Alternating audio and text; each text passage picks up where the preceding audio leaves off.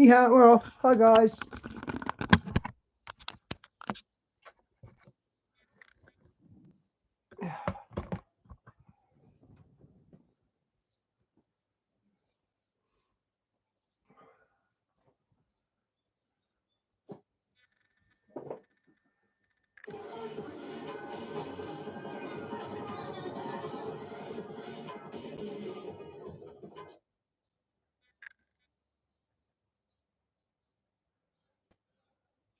God knows how many different bids I've done. Oh, Madon's wrong guy.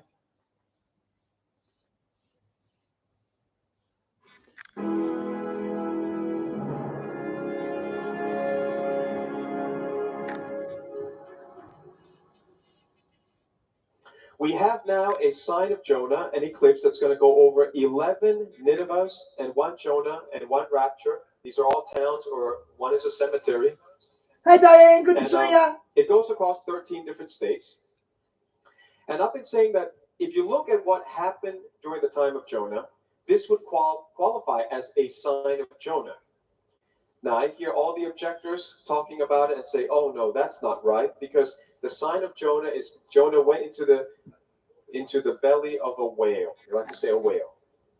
But of course, the Bible doesn't say it's a whale, it just says it's a great fish. I think it's more like a plesiosaur or some kind of one of those dinosaurs. But it's a big sea creature.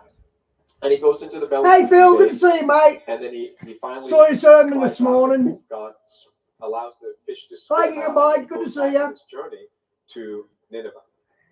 And Jesus says, just as Jonah was in the belly of that sea creature, so too the Son of Man will be in the heart of the earth. Right? He will pay for the price of sin by dying, going to the heart of the earth, and resurrecting after 3 days. Is that the sign of Jonah? Obviously is a sign of Jonah, which the listeners would not have understood about until the death, burial, and resurrection of Jesus Christ. And yet the sign of Jonah meant something to them when he preached it. It had to mean something. Okay, that's a good point. Wow, let's hear that argument again. That's a good point.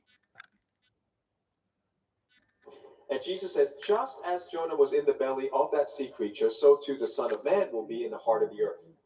Right? He will pay for the price of sin by dying, going to the heart of the earth, and resurrecting after 3 days. Is that the sign of Jonah? Obviously is a sign of Jonah, which the listeners would not have understood about until the death, burial, and resurrection of Jesus Christ. And yet the sign of Jonah meant something to them when he preached it. It had to mean something. And historically, it was recorded in the Assyrian records. It's recorded in the Bible. It's the great earthquake. Gigabyte, apparently an hour after sunset tonight, we can see with our naked eyes the devil's comet.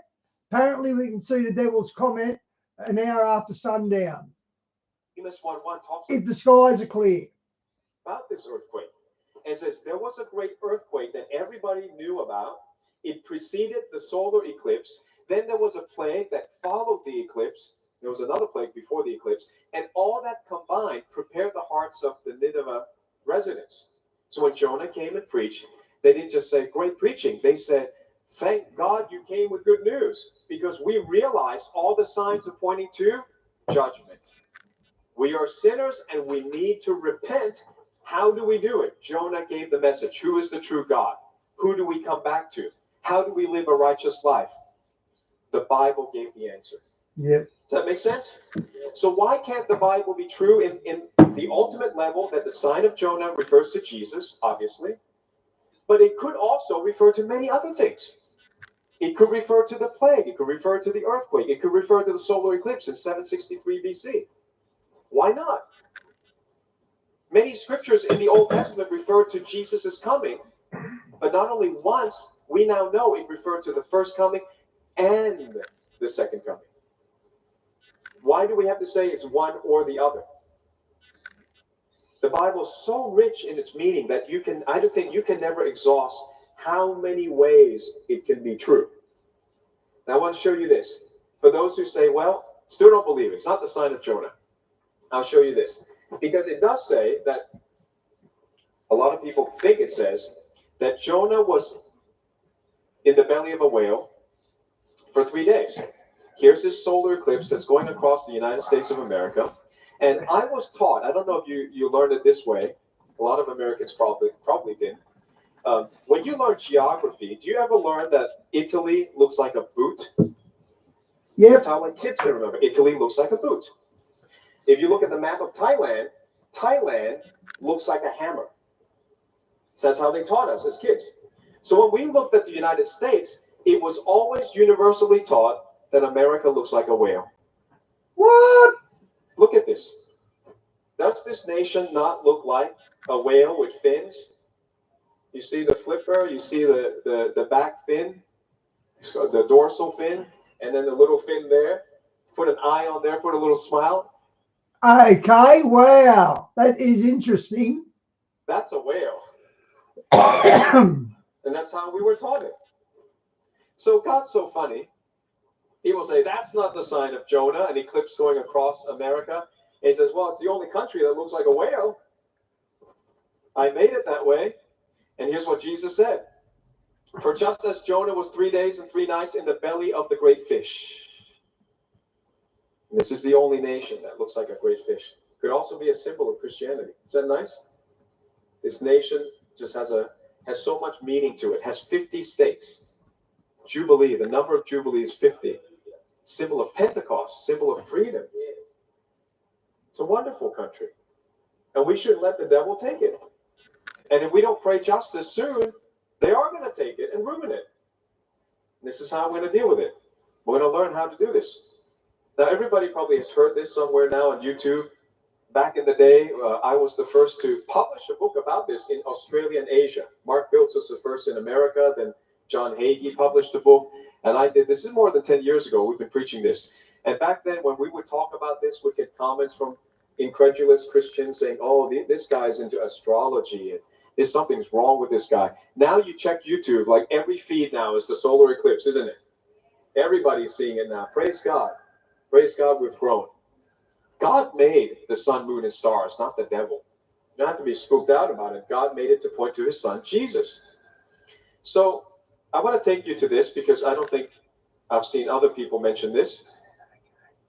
But America is linked to Turkey by this great series of eclipses because the Bible teaches that God, or it could be the Antichrist, depends on your theology, whether you believe God and the Antichrist is the same, but God in Ezekiel 38 certainly originates out of the Middle East, and I believe out of specifically the nation of Turkey. So you may have been taught differently. I don't have time to explain that to you.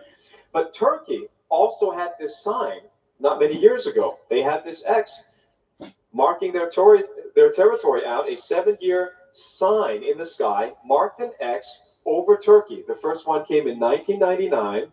And then 7 years Okay, this is interesting. later, there was another eclipse that went the other way, put an X straight on Turkey in 2006. It's just like America. Now you say, well, is that a coinkydink? This is the big coincidence. Maybe it has no meaning at all. Yep. Until you do a little bit of math, and again, I don't think anyone else has done this. We have a look. This will be the first time we show this. When you look at the epicenter of the exact crossing of the eclipses over America, you find Jacob, Illinois. Jacob, Illinois. In a region called Little Egypt. Now, all these are biblical words. It's like God is trying to say, even if you don't study the Bible, you should know what this is about. The epicenter is in Jacob. The epicenter of the 2 eclipses in Turkey is in Amasya, Turkey. And the distance between those 2 points is exactly 6,000 miles. And if you study like I do, you would know that the Bible and the rabbis have said for a long, long time, long before our generation, that 6,000 years is the number of man's days on the earth. That from Adam, God has marked out 6,000 years of training for humanity, and after that, there will be a reckoning. God will come back and hold humanity to account. How is it possible that these 2 places, marked out by the sun and moon, conjunctions that vary from each other by 7 years, and then separated from each other by many, many years, decades, they happen to be exactly 6,000 miles apart. So you know, no other religion in the world, no other philosophy, no other religious text anywhere on earth has this kind of stuff. In other words, we're following the book that was written by the Creator God. Not another among gods, but the one that made the sun, moon, stars, the earth, and you. He's trying to talk. He's trying to get our attention. The thing is, this is not good news for America, even though I do believe there will be a great awakening, even though I do believe this is the greatest nation on earth. However, we've been pointing our finger at Russia. We've been pointing our finger at, some people point to Brussels and France and Rome and the papacy, and everybody's the Antichrist except us. Everybody's bad except us. But it's looking like through these signs that we are connected to Turkey. Now, until recently, that made no sense. That would have made no sense. Do you know that the two great powers in NATO are America and Turkey? Of course, you got France and Germany and all that. But in Bible prophecy, these two countries are now linked in military alliance. It's called NATO. So when you're looking for somebody to attack Israel, who's the likeliest candidate? Turkey. Because Turkey has done it before, and history is prophecy. And guess what? Russia's never done it before. History is prophecy. Patterns are prophetic. Rarely does anything new happen under the sun. So while we're pointing at Russia and everybody else, it's looking like God has marked us out as the nation that might instigate the attack on Israel. And guess what we're doing right now? We're not supporting Israel. America has now withdrawn support for Israel. And we're saying we have to protect Hamas, the guys who killed 1,500 innocent civilians. Joe Biden demands that Israel stops hunting them down. You got to be humanitarian. So why is the U.S. linked to Turkey, the main enemy of Israel, presently and in the Bible? And the longest running empire, by the way, is the Ottoman Empire. The Ottoman Empire is Turkey, the longest running empire on earth. And that empire completely oppressed Israel and built the mosque, built that Dome of the Rock that you see. I never knew that. In Jerusalem, if you ever visit Jerusalem, it's the Ottoman Empire that built that. And we're now linked to that. Now listen to this. Anthony Blinken, U.S. Secretary of State, just recently said this. Remember Russia said, you do anything to us, you blow up the Nord Stream pipeline, we're still not going to go to war with America. That would be suicidal. But the red line for us is if Ukraine, our neighbor, becomes a NATO member. That's a red line for us. Don't do that. You promised you would not do that. America and NATO promised you would not move 1 inch to the east and become a threat to Russia. So he said, keep your promise. Please keep your promise. Now look at what Anthony Blinken said just a few days ago. Ukraine, the determination of every country represented here at NATO remains rock solid.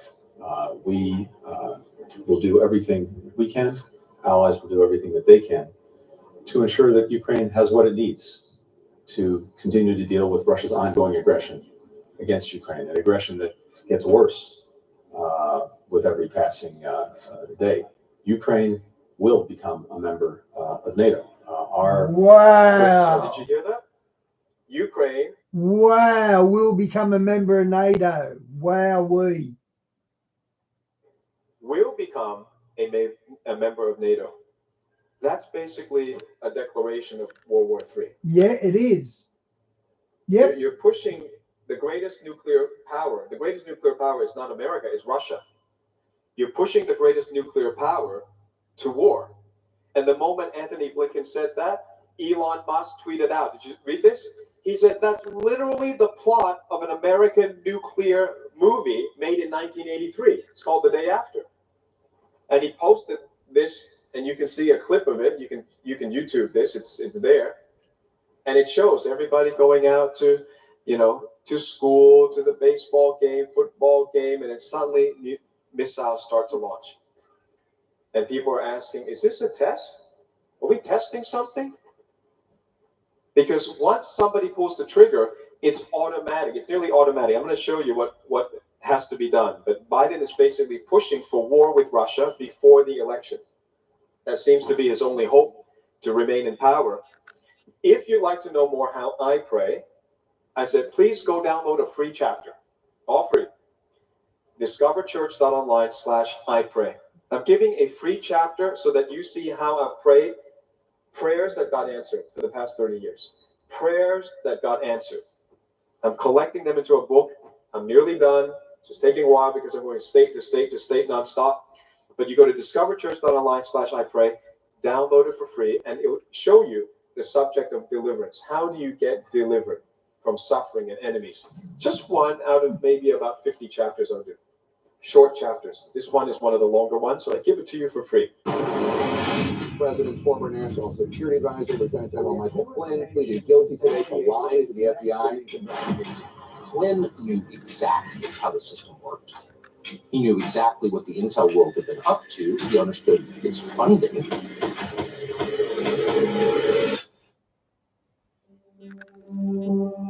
Attend the premiere showing.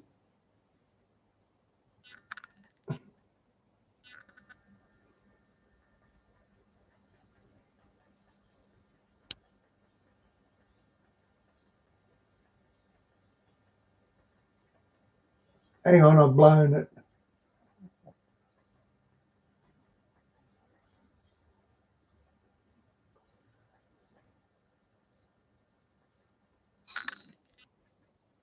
Hang on, guys.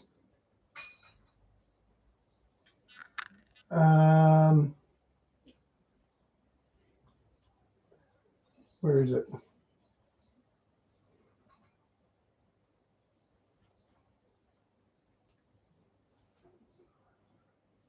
Oh, hang on, guys. Man.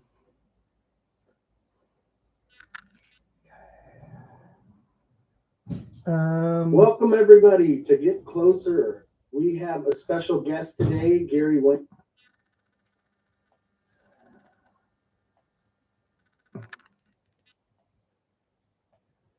Welcome, everybody, to Get Closer. We have a special guest today, Gary Wayne, author of the book Genesis 6 Conspiracy and Genesis 6. No, that's not the one. We watched that the other day, guys.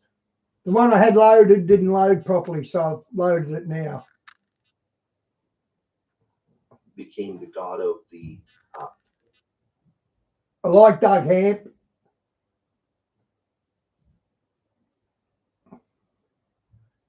Come on. Battery's going flat again.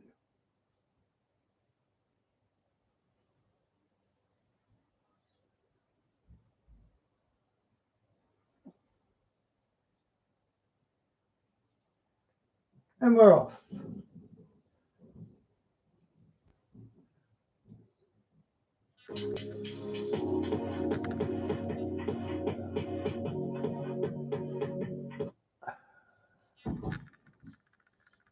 With you tonight, we are asking this pesky question: are we living in Babylon the Great? Now, some people think that America is Babylon. Could it be? Well, it could be. I mean, I see a lot of parallels, but then again, a lot of people think that, you know, maybe New York City is, or Rome is Babylon, or they think that any number. I'm more of the belief it's Rome is Mystery Babylon. Of places could be Babylon. So we're going to take a deep dive tonight. We're going to look at this whole topic of Babylon. We're going to start way back in the beginning, and we're going to come forward and say, okay, maybe this or that or something else is Babylon. So if this is something that's been on your mind, get ready. Here we go. Let's get into it. Joel is going to kick it off for us. Hey, Joel, Scott. Hello. Good to see you guys. Yeah, don't look so excited, Scott. It's okay. Yeah, I know. I'm hiccuping right now, and it's very painful. So Somebody took him out skiing. Well, you know, it was his big idea. He's like, "Let's go." I was like, "Okay," and so we had a great time. But no, we had a really fun time. We went 2 days to Keystone, 1 day to Vail, and if you've never been to Vail, yeah, it's like nothing on earth. It's pretty crazy. So, Did you ski or snowboard? Well, I did the respectable thing, which is to ski.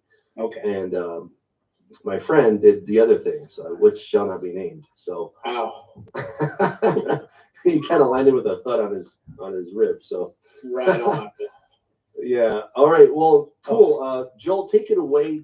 Kind of tell us what's going on here. Is America Babylon? I'm dying to know here.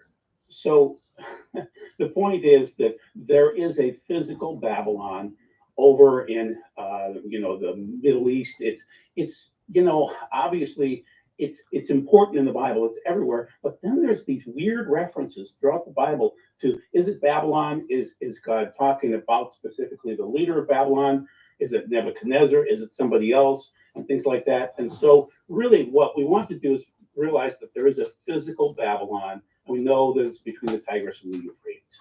Then there's also possibly a spiritual Babylon. There's a daughter of Babylon. There seems to be maybe some other type of a Babylon. There might be 4 or 5. You never know. So we'll discuss it tonight. The reason why I wanted to bring it up tonight is because people are asking this. They're starting to post information. Joe DeMond, who has given us a few of these slides, and I'll cite him, don't worry.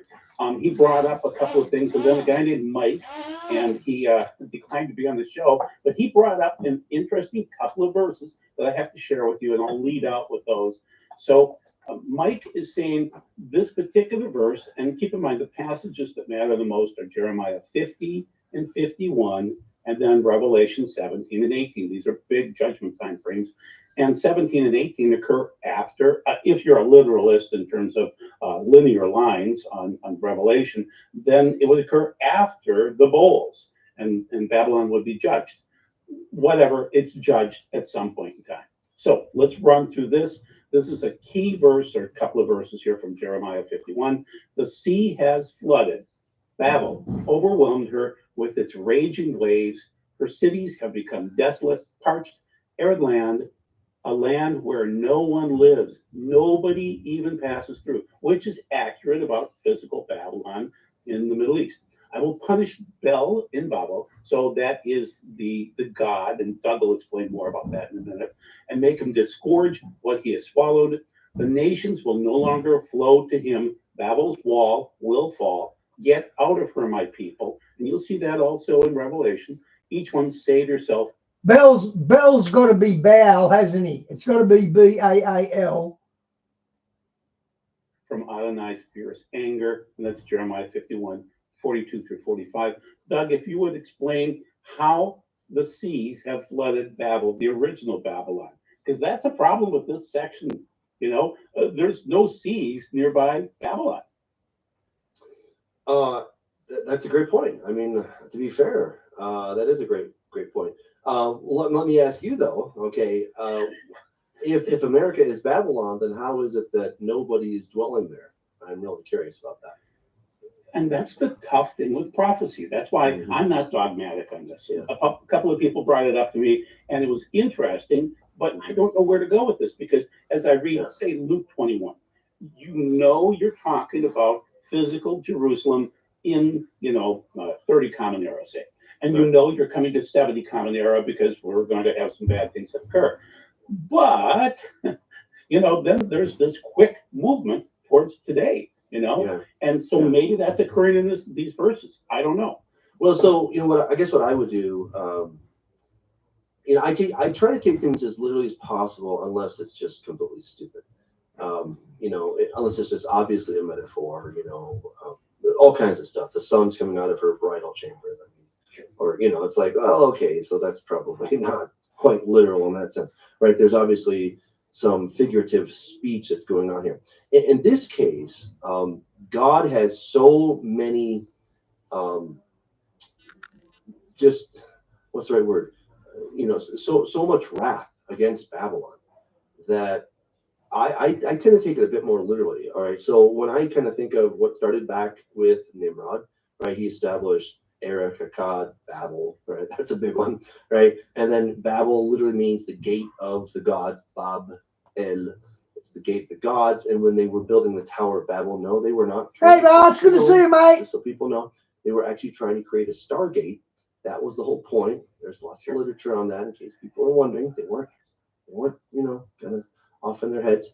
But they were trying to create a Stargate so that they could commune with the gods. That was the point. and the city of Babylon was supposed to be the playground of the gods. That was the basic idea. The gods were trapped behind the veil. They could not get to this side of that veil, the cosmic curtain, whatever you want to call it, the thin psychical dimensional membrane. They could not get to this side. Again, gods being the bad angels, okay. They could not get to this side except through some type of ritual, some type of mechanism. I think they were trying to create a wormhole. That's what I think they were really trying to do. And then what happened with Babel is that the city became obviously the center of this terrible false worship and these false gods. And then that got exported, okay? That's the important part to remember. It got exported to everywhere in the whole world, right? There is not a place on. Diane, that's because the American dollar is going to collapse. China knows it, Russia knows it, America knows it. So they're dealing in real gold. That was the whole idea of BRICS. On Earth where the influence of Babel is not felt. Kind of, sort of like America. I mean, I get it. Yeah. I get it. I totally get it. But that doesn't necessarily make America Babylon, right? I think it makes it America part of the problem. That's where I would just have a little caveat there. I think America is a problem. Granted, yes, 100%.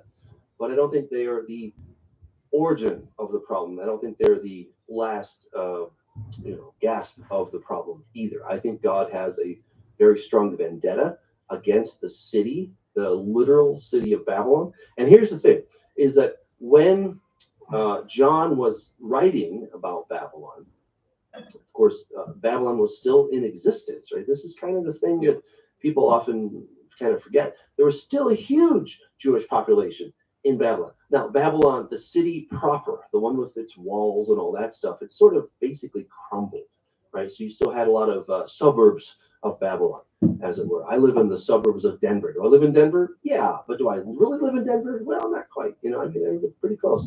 So that's kind of the idea here, but I would tell somebody that I live in Denver if I'm, in China. I'm not gonna say I live in Arvada, because they're like, where is that? Like Denver. I'm like, oh, I've heard of Denver, And so Babylon as a greater metropolis was very much still in existence.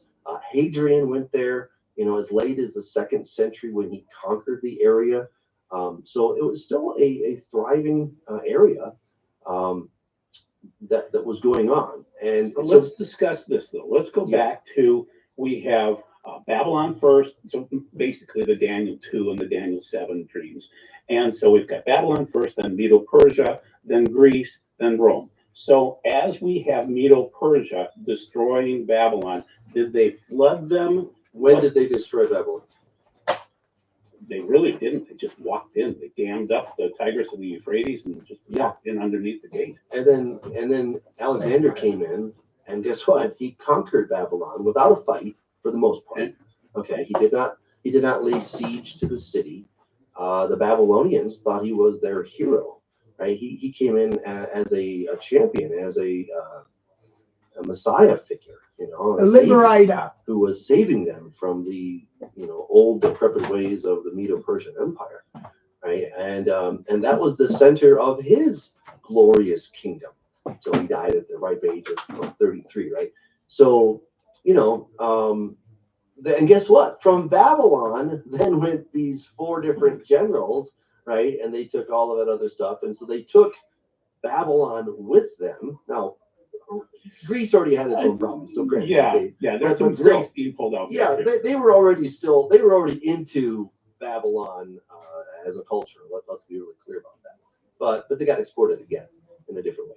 So what I would suggest is that the Babylonian system is all around us. Okay, is it in America? Yes. Is it in Chile? Yes.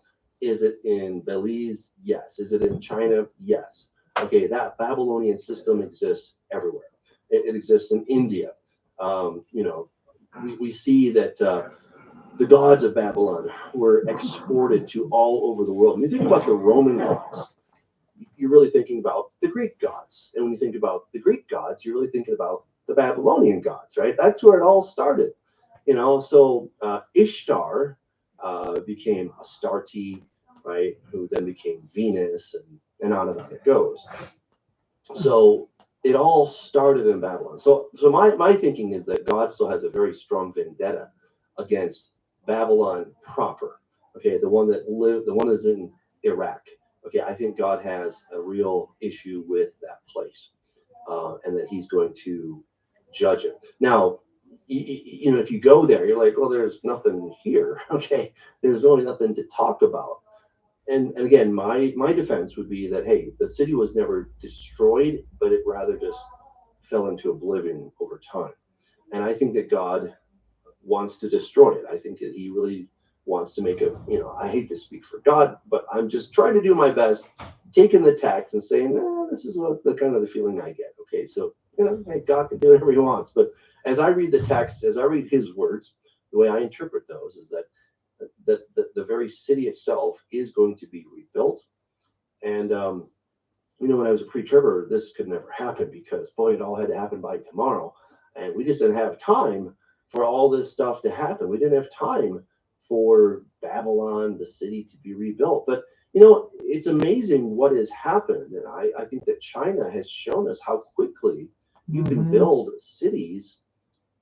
From scratch. Hey, Shawnee. They've built now Good to see ya. tons of ghost cities that are, maybe that was a bad financial choice on their part, but still they were raising buildings in 30 days. I mean, it's insane. Imagine if they just took their time and did it in 60 days, right? I mean, the kind of stuff that you can do. The Burj Khalifa, just such an incredible building, right? And all of the stuff that's going on there in Dubai, that all happened roughly in the last 50, 60-ish years. It doesn't take generations for things to be built. But again, if we're in such a rush, we're pre-tribbers, we're like, man, this has got to happen today, then yeah, there's never enough time for it to be built. But maybe God's timetable's not quite the way we think it is. And maybe things are going to happen. That's my take. The light of Kylie You're just not imminent enough. You're just not Mr. Imminent. It doesn't sell books nearly as well, I have to. No, it really doesn't. You could have been a contender. I know, I should have stayed pre-trib, man. I really, I rethink my choice on that quite often because the money was a lot better when I was a pre-trib. But hey, whatever. Okay, so how about this? We have a seat of Satan on Museum Island in Berlin, Germany, and it's rather ornate, and it seems to be in disrepair lately. It was open for many, many years, but now it's been closed since I think 2019-ish. Okay. I got to see that actually. Oh, you did? East Berlin. Yeah, that was really incredible. And I got to touch the actual Ishtar Gate. So probably wasn't supposed to, but I'm like, I just got to touch it. It's too amazing. To over that. Maybe that's why they closed it. Yeah. Please, fingerprints are on this thing, doggone it. So you actually saw all that on Museum Island? Well, I saw in East Berlin, if we're talking about it's technically that is East Berlin. Yeah. That's right. I didn't know it's on an island. I just went there. Yeah, it's okay. I must have missed the island part. But yes, it was amazing, and I was amazed by how well the Ishtar Gate was preserved. And of course, you have where does the all over that thing, right? Where does the Ishtar Gate come from? Well, it comes from the Neo-Babylonian Empire, right? There you go. Nebuchadnezzar's city. Yes. Is that the right answer? Oh, that's the right answer. Yes. Okay, that is the right answer. Yeah. Okay. So the point is that we have the seat of Satan, and it's described vividly by John in Revelation 2:13, Pergamum.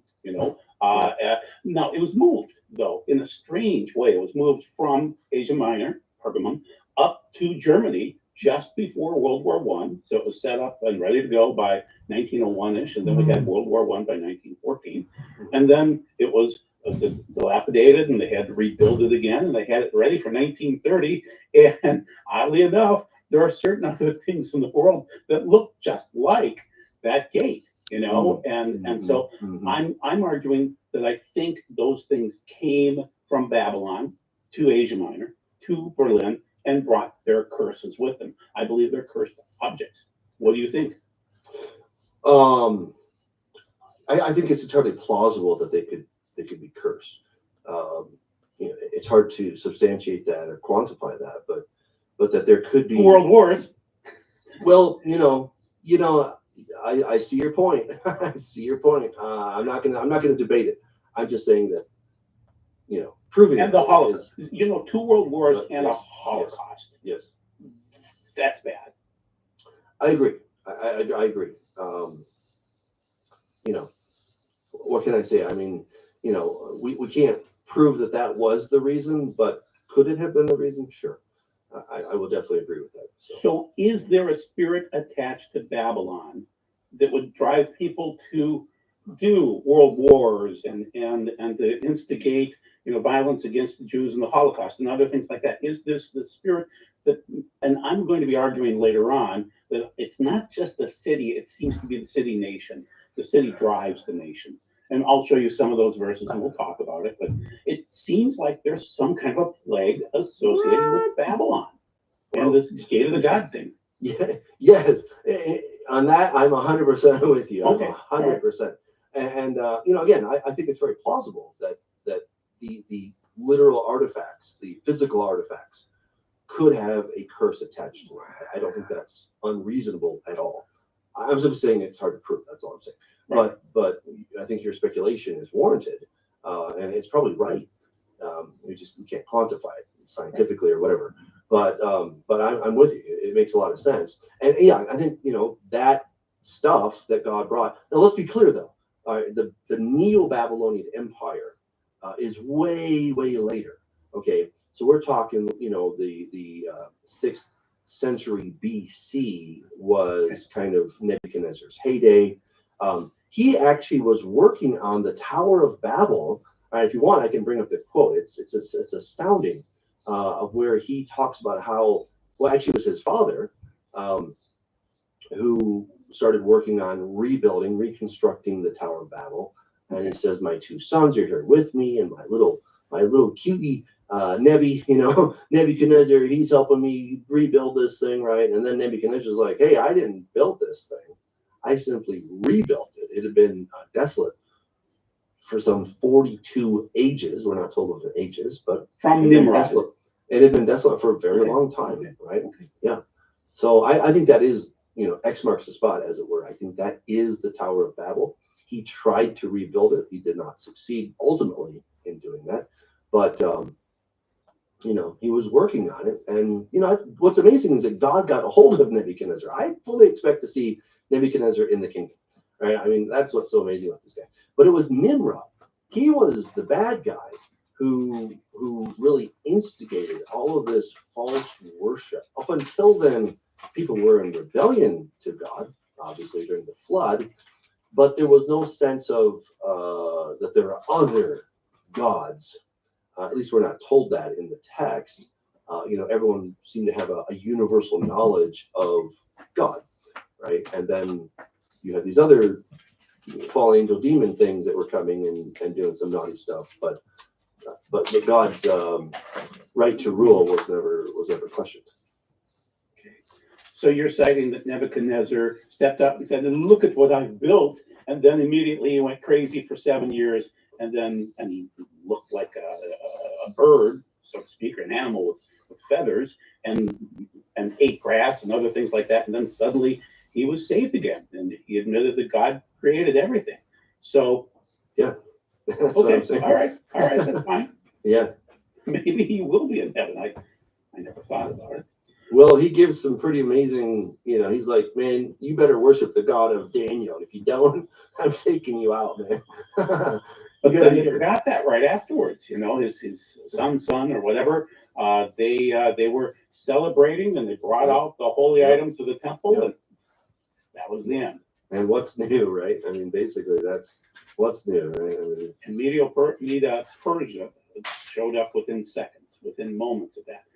It's interesting, and I believe he saw in a dream that he would be able to invade that way by damming up the river. Mm-hmm. Very interesting.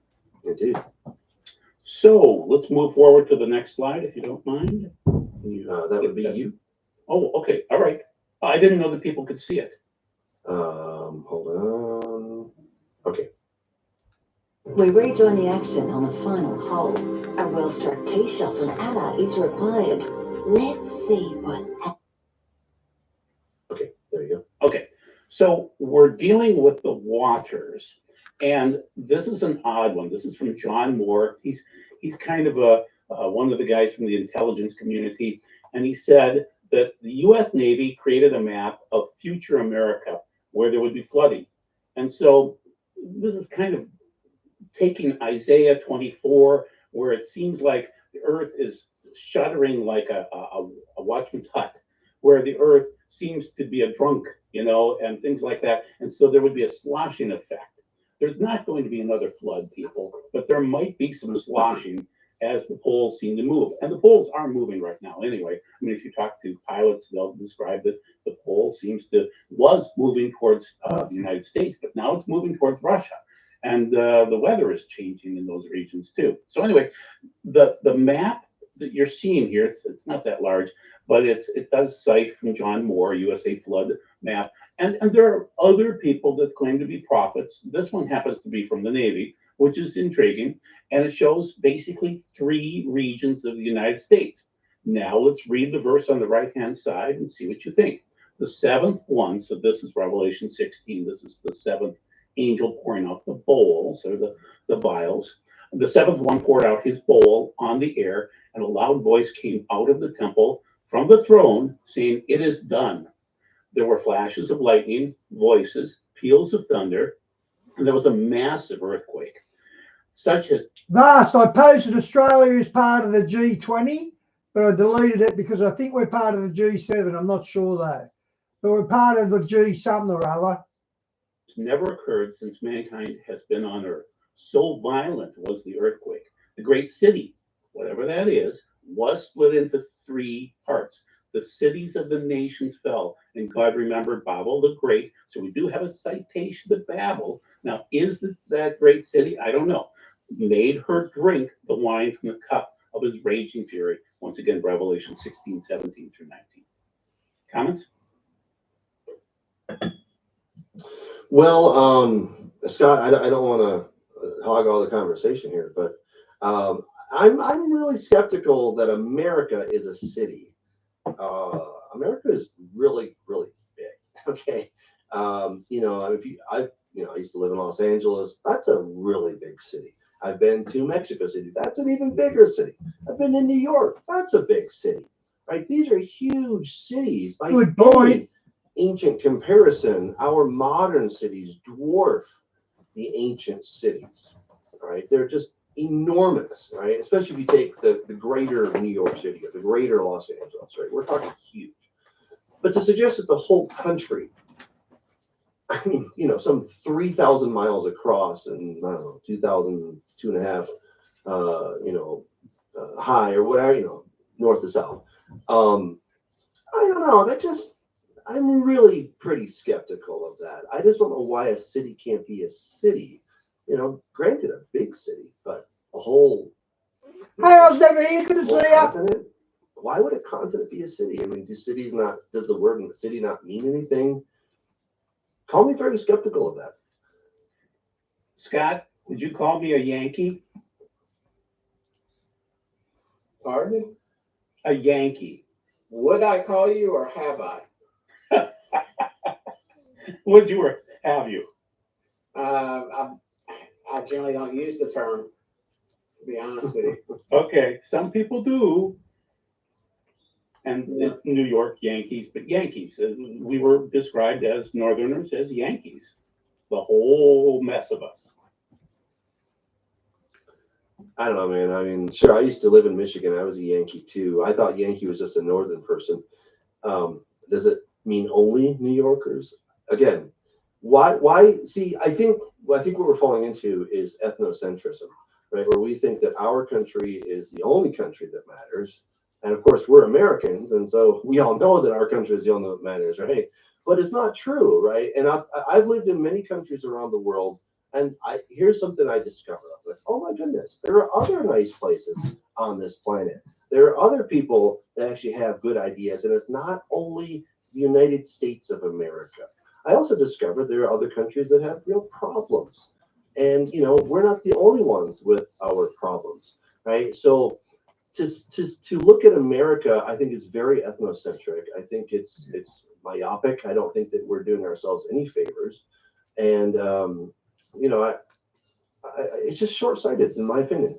So, Yeah, the Yankees were the carpetbaggers in the Civil War, weren't they? I was never here. Yeah. I think why don't we just let Babylon be Babylon?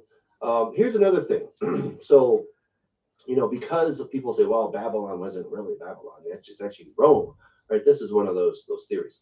So in 1 Peter chapter 5, where he says that those in Babylon greet you, they're like, well, see, that right there is proof that Peter went to Rome. And I'm like, wait a second. It's not proof that Peter went to Rome. It's proof that Peter went to Babylon. Because what was the third largest Jewish center in the world? Oh, it was Babylon. Okay. The second was and I reckon they crucified Peter upside down because that was God's warning. They were going to use Peter with the Catholics. So I reckon they were showing Peter, don't follow the Catholics, Peter. I reckon that's why I was crucified upside down. Oh my gosh, Alexandria, Egypt, right? And then of course the first was Jerusalem, right? So you had real Jews living in a real place called Babylon, and so Peter is saying those in Babylon greet you. That's all he's saying. That proves that he went to Babylon. It doesn't prove that he went to Rome. But because people have been very flippant about this, and we can just give Babylon any definition we want to give it, well, then it becomes anything we want it to be. And now it's the entire continent of the United States of America. Why doesn't Canada get any nastiness, right? They're on the same continent that we are. It doesn't quite seem fair. Why should it stop at the borders? Let's give some to Mexico too. But, again, this is where I think we become ethnocentric, and I don't think that we're really looking at it seriously. Could you divide original Babylon, physical Babylon, in the Medo-Persia area, into 3 parts like this? I'm sure God could do it just fine. Yes. Okay. All right. I don't think it's the great city being Jerusalem. It seems like he's talking about Babylon. So, and also, where's the United Nations?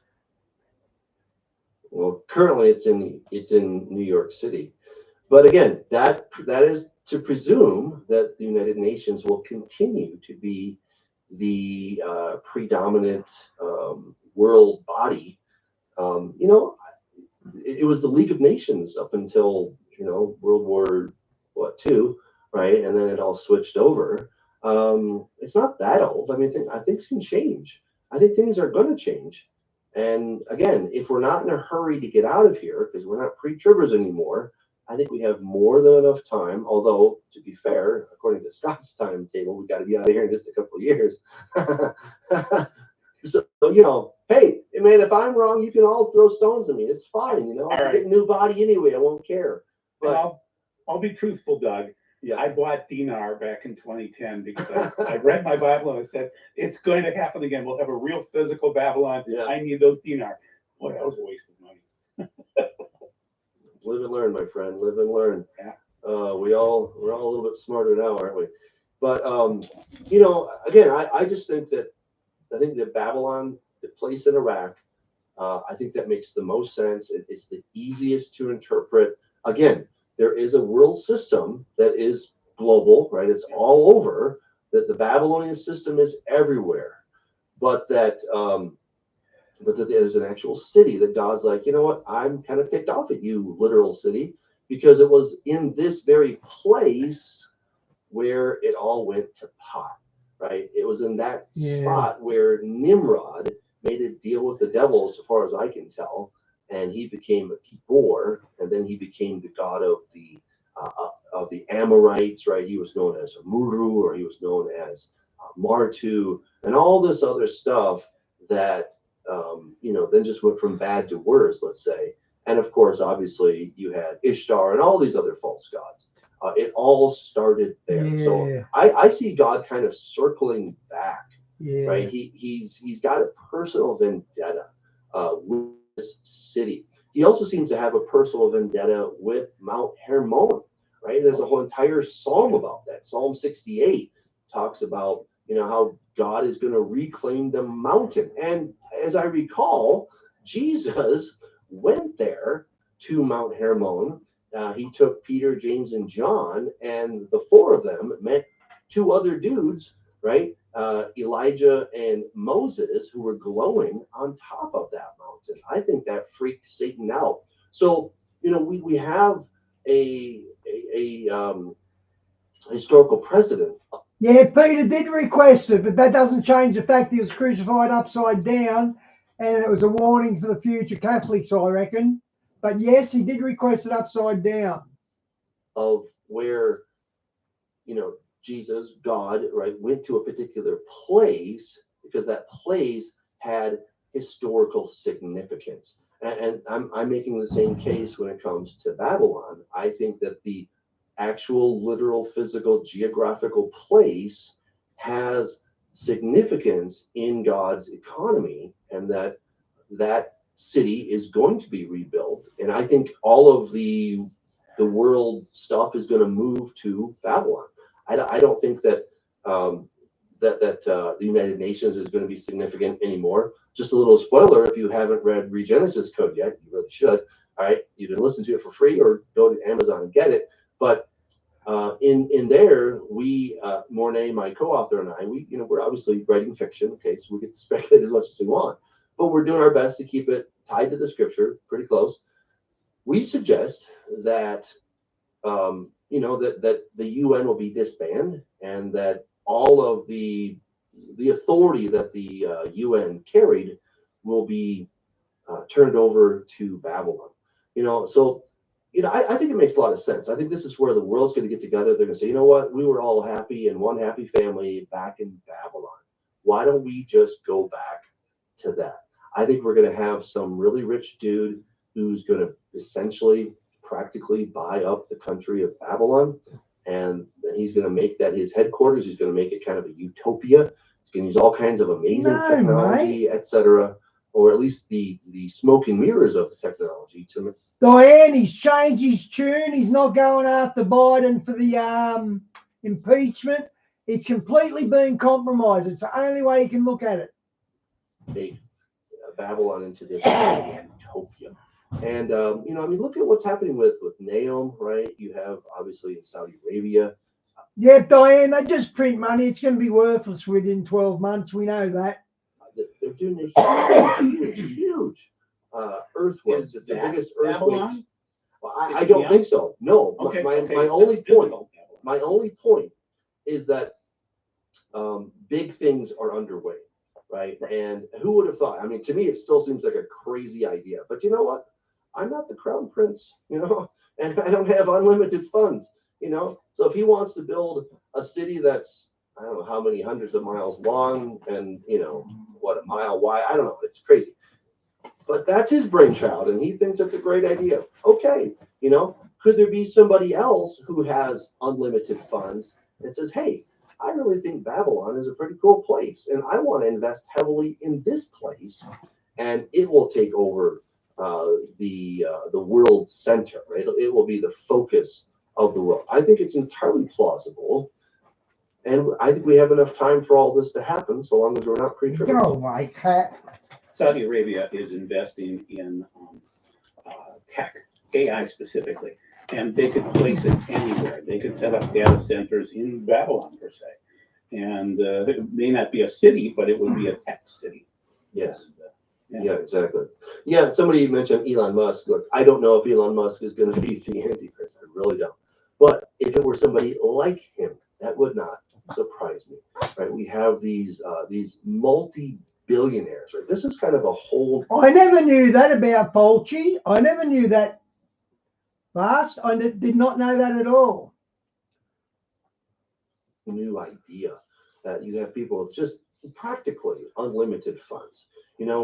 You know, Jeff Bezos, again, I'm not saying he's the Antichrist, but somebody like that seems to have unlimited funds. They built the ultimate money machine, you know, and now for fun, Diane. have billion-dollar yachts. They can have their own space company, you know, the rocket company to go up in space when they feel like it. And maybe we'll go to Mars, or maybe we'll, I don't know, we'll go rebuild Babylon. You know, I mean, there's all kinds of things that people can decide to do with their money, and you know. Bas, I can sort of see Mother Teresa in Fulci. It's like you can see Castro in Trudeau. I can see that in Fulci. I think I can. I haven't seen one of Fulci for a couple of months, but I think I can see it. Yeah, I think I can see it. They get to do it because it's their money. Whether they got it fair and square or not is another question, but they get to do what they want. And, you know, that's the kind of person, you know, they're saying that it's not going to be long until we have the world's first trillionaire. That's something that Mornay and I speculated about in Taylor Swift, huh? With Taylor Swift. She's got a ways, she's rich, but she's got a ways to go before she's a trillionaire. But, you know, but it would not surprise me that you have one man who can have more money than like 10 or 20 countries combined. That's just insane, right? And then you think about it. Here's what I would also suggest. Well, King Charles, in one of his speeches, said the coming world leader will need trillions of dollars to combat climate change. So he's already talking about someone owning trillions of dollars. It really needs a huge investment. And so if you had a person come along and say, hey, you know what, I will, you know, bankroll everything, and suddenly their economy gets going. This is exciting. Like, wow. You know, again, I just think we have to think outside the box a little bit. And that's what writing fiction did for me, as I got to think outside the box. I wasn't stuck to the felt board. I wasn't stuck to the to the graphs and the tables and like, no, this is all we can have. This is our chart, you know, and this is how it's going to happen. I'm like, how do I actually connect these pieces? And once I just had this a tiny bit of fiction in my end time scenario, I'm like, oh my goodness, I can see so many possibilities. But there actually being a literal city, it just made the most sense to me. And yeah, and so that I think God is going to destroy that city when it all comes down. That city may have water coming into it. They might build a new canal. They're talking about building some competition to the Suez Canal because they really need it, right? So again, I just think that we're thinking like, you know, 19th century, 20th century kind of stuff, and we're in a whole new century. We have all kinds of new tech that can do some pretty radical stuff, which on its face I think is beautiful and brilliant and wonderful. But I think it can all be used in a way that might, you know, work into the hands of the enemy. All said and done. Okay, Scott, anything? Not much. Okay, and so there is the woman also. So, oh, Doug, if you can flip me back to the view again. Of course. Yeah.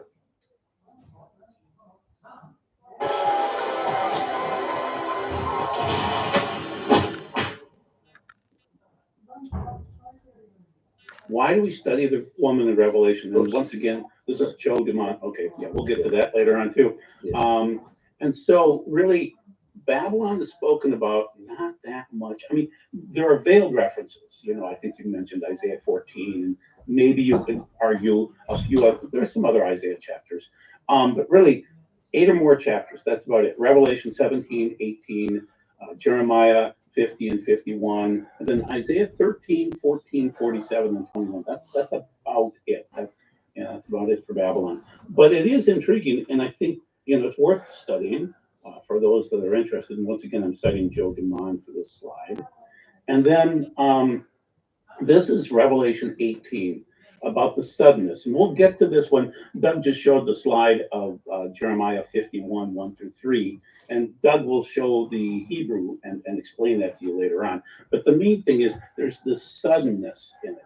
She has fallen. She has fallen. Babel the Great. She has become a home for demons, a prison for every unclean spirit, a prison for every unclean, hated bird, For all the nations have drunk of the wine of God's fury caused by her whoring. Yes, the kings of the earth went whoring after her or with her. And from her unrestrained love of luxury, the world's businessmen have grown rich. And once again, I'm not dogmatic that this has to be New York or the United States, but it sounds like it. I mean, it does. The world's business people have grown rich off New York City and the United States off the Yankees, you could argue. So would she fall fast? Well, somebody was asked once, how did you go bankrupt? And he said, well, kind of slow at first, and then it was really fast. And so things, when they fall, they tend to fall fast. Doug, comment? Scott? Just for a visit. Yeah. Yeah. I think that's a great way to look at it. You know, that it's kind of a slow thing, and then it can happen quickly. I don't know. What I would suggest is that we're going to have Babylon. I don't know for how many years we're going to have Babylon around, but it will seem like it is the center. It is the epicenter of all of the world's trade, and I think it actually will be. You know, I think this really could be a place where the East meets West, very literally.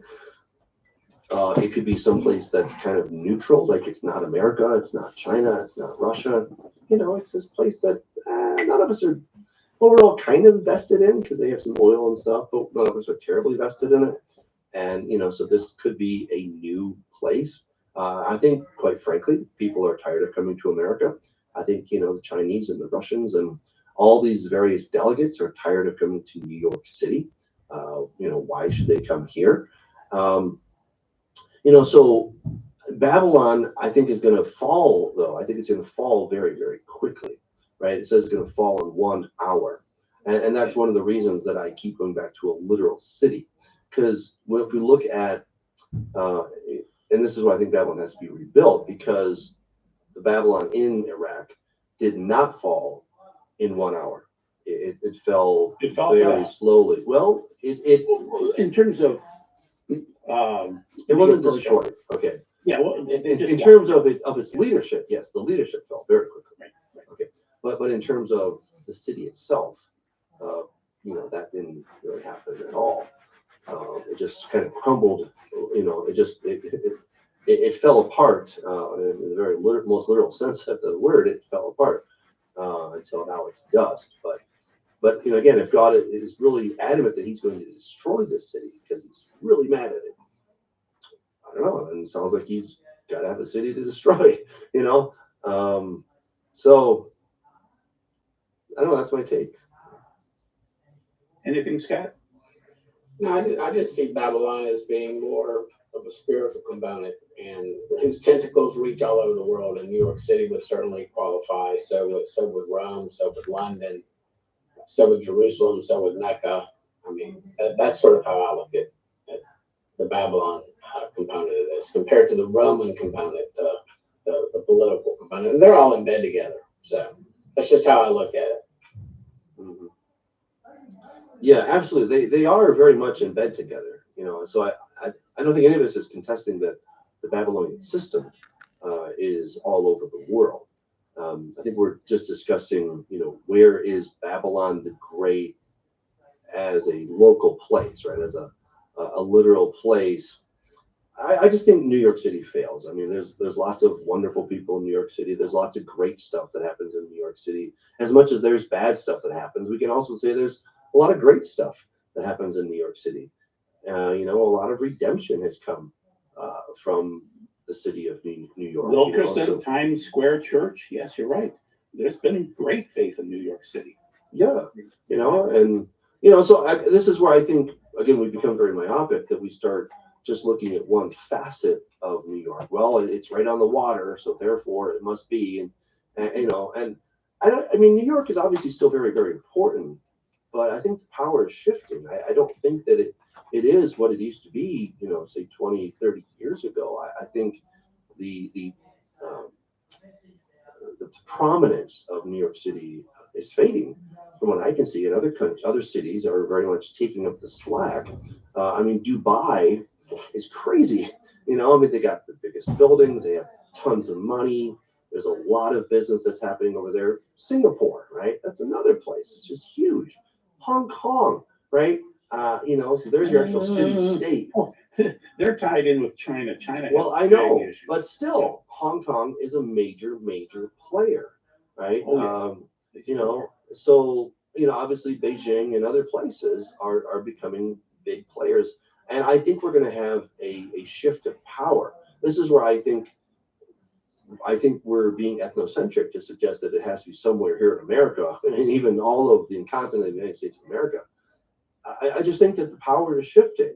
And I think when we look back in 20, 30 years, we're like, yeah, that was kind of a, remember back when the barcodes came out? I remember that. I mean, oh my gosh, this is it, man. This is crazy. The barcode, I can see it, 666. And I'm like, oh, wow. I thought I was going to get raptured any day, And I look back and I'm like, oh, foolish Doug, because but that's how it seemed to really fit, right? And I could see the numbers right there. Just look at those two parallel lines, man. That's a 6 right there, and you see it on every product in the whole world, right?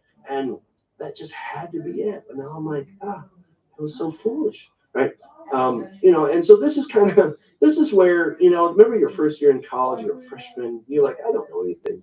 Your second year of college, you're a sophomore, you know everything. Right? Sophomore means a wise fool, right?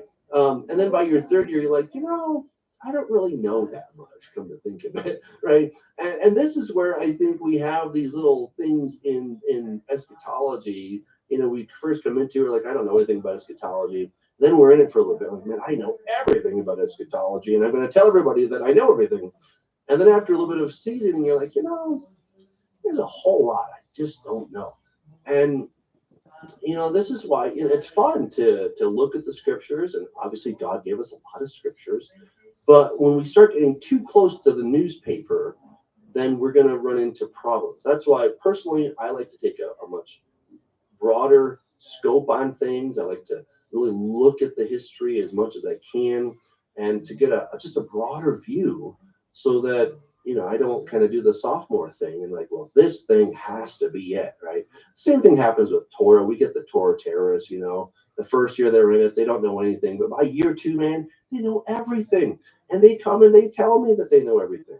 And I'm not even keeping Torah if I'm not doing it the way they've been told to do it, And then after a while, they come back, after 5 years or something. They're like, I kind of left. I was kind of a jerk, kind of a Torah terrorist. I'm sorry about that. I'm like, yeah, I know you were. But hey, praise the Lord, because you know what? God is patient with all of us. And so this is just where, we can have our theories, but I do not think that New York City or America really fits the bill. And I think we're going to have egg on our face if we keep pressing that whole idea. So there is a spiritual Babylon, and that could be someplace, but how could we come out of spiritual Babylon? Well, again, I don't think that spiritual Babylon is a place, just to be clear, right? I would say that there's a spirit, okay? Just like you might go, I don't know, you might feel the spirit of New York City, or you might feel the spirit of California, or St. Louis, right? Or Minneapolis, right? Like, just got a nice spirit about it, right? I think there's an air, there's a sense, there's this thing. Now it could be an actual spirit, right? That is kind of operating in this world, and I would dare say that there is an actual spirit. We see this woman that rides the beast, so clearly articulated in the ancient world. It's Inanna, the Queen of Heaven. She becomes Ishtar in the Akkadian expression of that. Then Ashtoreth and Astarte, Venus, right? And so she is this young woman. She's very cosmopolitan. She's also a warrior. She's always available, but never becomes a mother. She's kind of anything you want her to be. She's any pleasure you can possibly imagine, whether it's power or sex or fame, or riches. She'll be anything you want. And is that spirit of Babylon alive and well? Yeah, I mean, it's all over the place. And this is where God is, I think, calling us not so much physically out of a location, but out of a lifestyle, out of a sense of Well, let's just call it greed. Okay, I mean that's probably one of the best words to describe Babylon is greed. Greed for anything or coveting, right? That's probably the number one sin that that Babylon entails is coveting, right? I want something that's not mine. I want what you have, and I'm going to do whatever I need to do to get that. So, I think God is really calling us out of that sense of greed, coveting, and not being satisfied with the things that God's given us, etc. And so, he's calling us out of that particular mindset and lifestyle. Rome, USA, and all others are daughters of the mother of harlots. This includes religious and political systems. Thank you, prodigal son returned. That sums up my understanding of it. I don't think it has to be a literal city in the end. So that's where Doug and I would differ. Okay. Interesting. And the word in the Greek for harlots would be porn, porneus, one of those forms of porn. I can tell you that LA seems to be the porn capital. I mean, if people are looking for filming and other activities, that seems to be the city that is the porn center. I mean, yeah, there's obviously a lot of porn there. It's from porne, which is a prostitute. Again, where do we first find this prostitute, right? We first find the prostitute in the city of Babylon, right? And that she's exported from there. Clearly, it goes all over the world to Los Angeles and many other places. But we actually find Ishtar as the mother of harlots. I mean, that was one of her titles, right? Okay. So, and she was a naked woman who was riding a beast, right? That's what's so crazy about it, right? So we don't have to look far afield to find a woman riding a beast, right? She's right there, she's right there. She's a woman riding a beast, and there you go, right? So that's why I would go back to the actual city. Again, I do think that there is a very much a spiritual component. So Scott and I agree in that. But when it comes to chapter 17 of Revelation, where it does talk about chapter 18, excuse me, where it talks about a literal city, that's where I would suggest that the literal city that's being spoken of there and in Jeremiah chapter 51 is speaking of the city that is in Iraq, what we would call Babylon, okay, where Nebuchadnezzar used to live, and obviously those in the old Babylonian kingdom that was established by Nimrod, right? Now, why is this place so significant? Well, who established it? Nimrod, Mr. Let's Rebel, Nimrod, right? So his three root letters, Mem, Resh, Dalet, means Marad. It means to rebel, right? Now, I highly doubt that Cush, his father, said, I'm going to name this one Nimrod. Let's rebel. It just doesn't make any sense to me. I don't know. I mean, I don't know. Every father wants their kid to try to do a little better than they did. But no, I'm going to name this one Miss Little Rebel. I just don't. It doesn't make any sense. So I think what the Bible is doing for us is telling us, this particular individual, Cush's son, yeah, he was named something else. It doesn't matter. You know him as the rebel.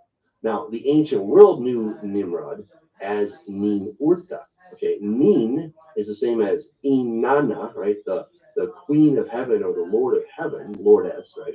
The queen. So Nin Urta, okay, Nin means Lord, and for those of you Hebrew speakers out there, Urta sounds like what? Sounds like Eretz. And I was thinking about this the other day because in Dutch it's I forget, but I think that Eretz and earth are exactly the same word. Kind of weird, huh? So Urta, earth, whatever, Lord of the earth, right? He was the Lord of the earth.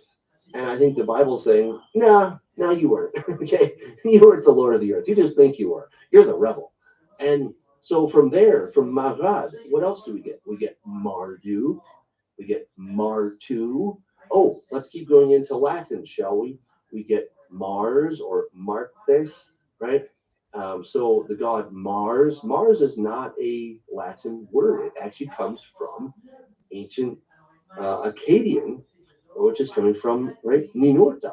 So all of these things point back to this Lord of the earth who established and founded Babel, right? That's what's so crazy. And what were they doing at Babel? They were trying to create a gateway of the gods. Now, another thing to consider is, could there be what some people call ley lines or kind of divine geometry or geography or whatever, however you want to think about that, that there could be actual places on the earth where the curtain, the cosmic curtain, the veil, the shield between here and there is maybe thinner, or there's something about that place that would allow some kind of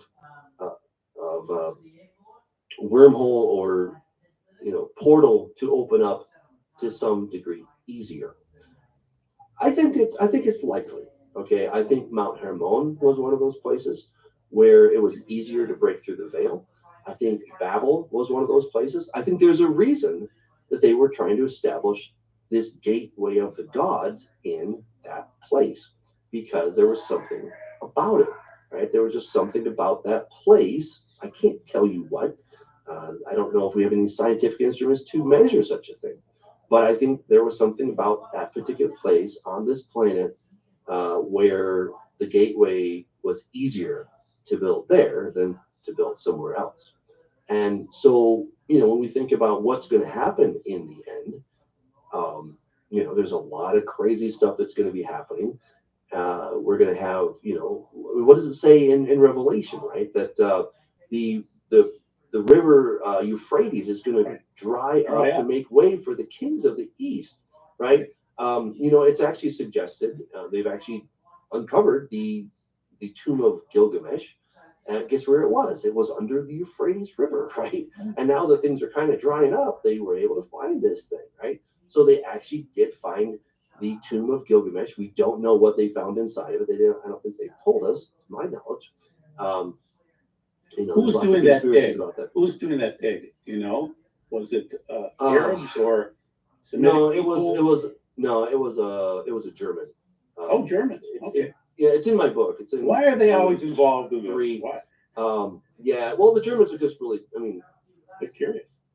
Yeah, they're good students. They're very good students. So they put out a lot of good archaeologists and biblicists and Sumerologists and Akkadians.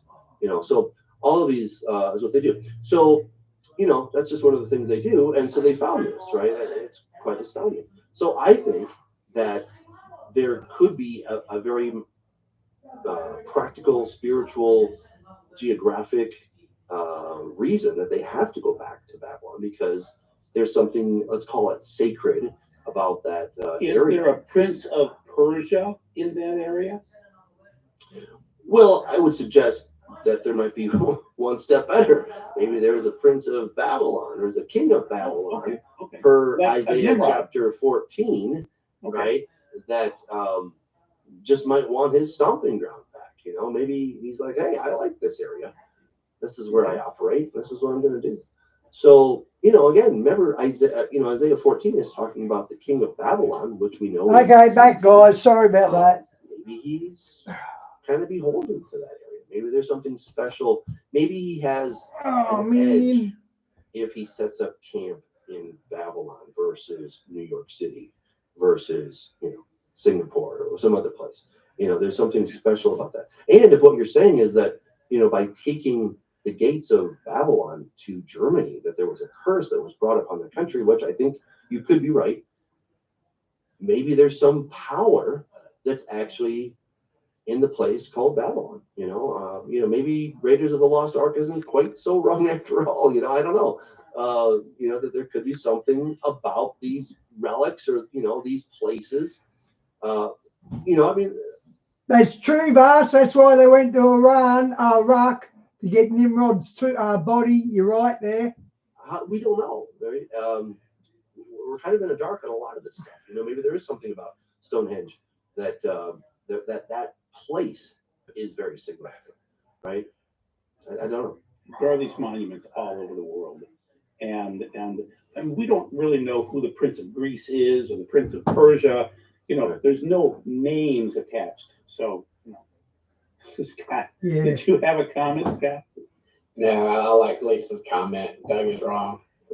Yeah, Diane, we got a full left government in power here, just like Canada with Justin Trudeau. We got the same problem here.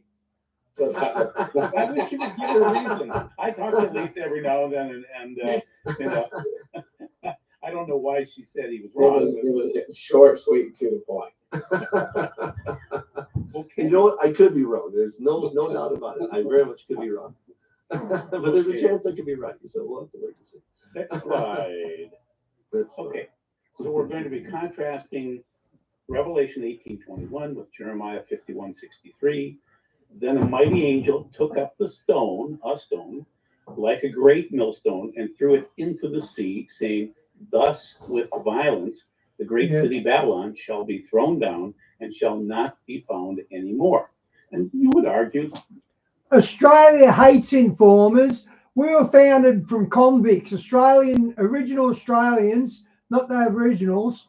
The first white people here, we were convicts. So we don't like informers and dobbers. And for that politician to get up and say that, the general people wouldn't like that, believe me. We don't like coppers and dobbers. really Babylon isn't found anymore. But now that's Revelation 18:21. But Jeremiah 51:63. Now it shall be when you have finished reading this book that you shall tie a stone to it and throw it into the Euphrates. Then you shall say, "Thus Babylon shall sink and not rise from the catastrophe that I will bring upon her, and they shall be weary." Comments? Stone. Threw it into the sea or the Euphrates. Sea is different. It's Yam. Well, no, that's Revelation 18. I'm blanking on the sea word for Greek. Wow. But anyway, Babylon, sink and shall not. Well, Diane, that's your best tanks getting their ass kicked. Wow. Seems to match, guys. Thalassa is the Greek word for sea. Oh, you're right. Well, no, there's two words actually. I'll show you later on. Deal.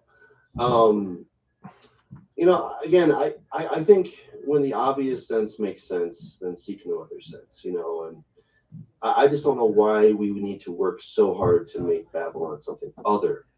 When it's talking about a city, you're not talking about the spirit of Babylon and all that stuff, right? I'm tracking with you. But insofar as an actual city that's built, that there are people there, there's commerce there, the city's going to be literally destroyed. Again, I think it's kind of like Hollywood. What is Hollywood? Is it a spirit or is it a place? You tell me, right? Well, I've been to Hollywood, and I'm like, okay, so this is Hollywood, But clearly, the influence of Hollywood far exceeds that little city in California, right? It's a worldwide phenomenon that we know as Hollywood. We often talk about Hollywood, not thinking of that place in California, but we think of it as an industry. We think of it as, a system that, people churn out movies, and there's entertainment, and some of it's good, some of it's bad. There's a lot of greed. There's a lot of weirdness. There's, all kinds of funky things that happen within the Hollywood system. You might be making a movie in South Africa, but it's part of Hollywood, so to speak, right? So that's what I would suggest when it comes to Babylon, that, there's this whole Babylonian system that far surpasses the actual city. It goes all over. But there is an actual city, and I think there's one that's going to be rebuilt. So I just think if we keep it simple.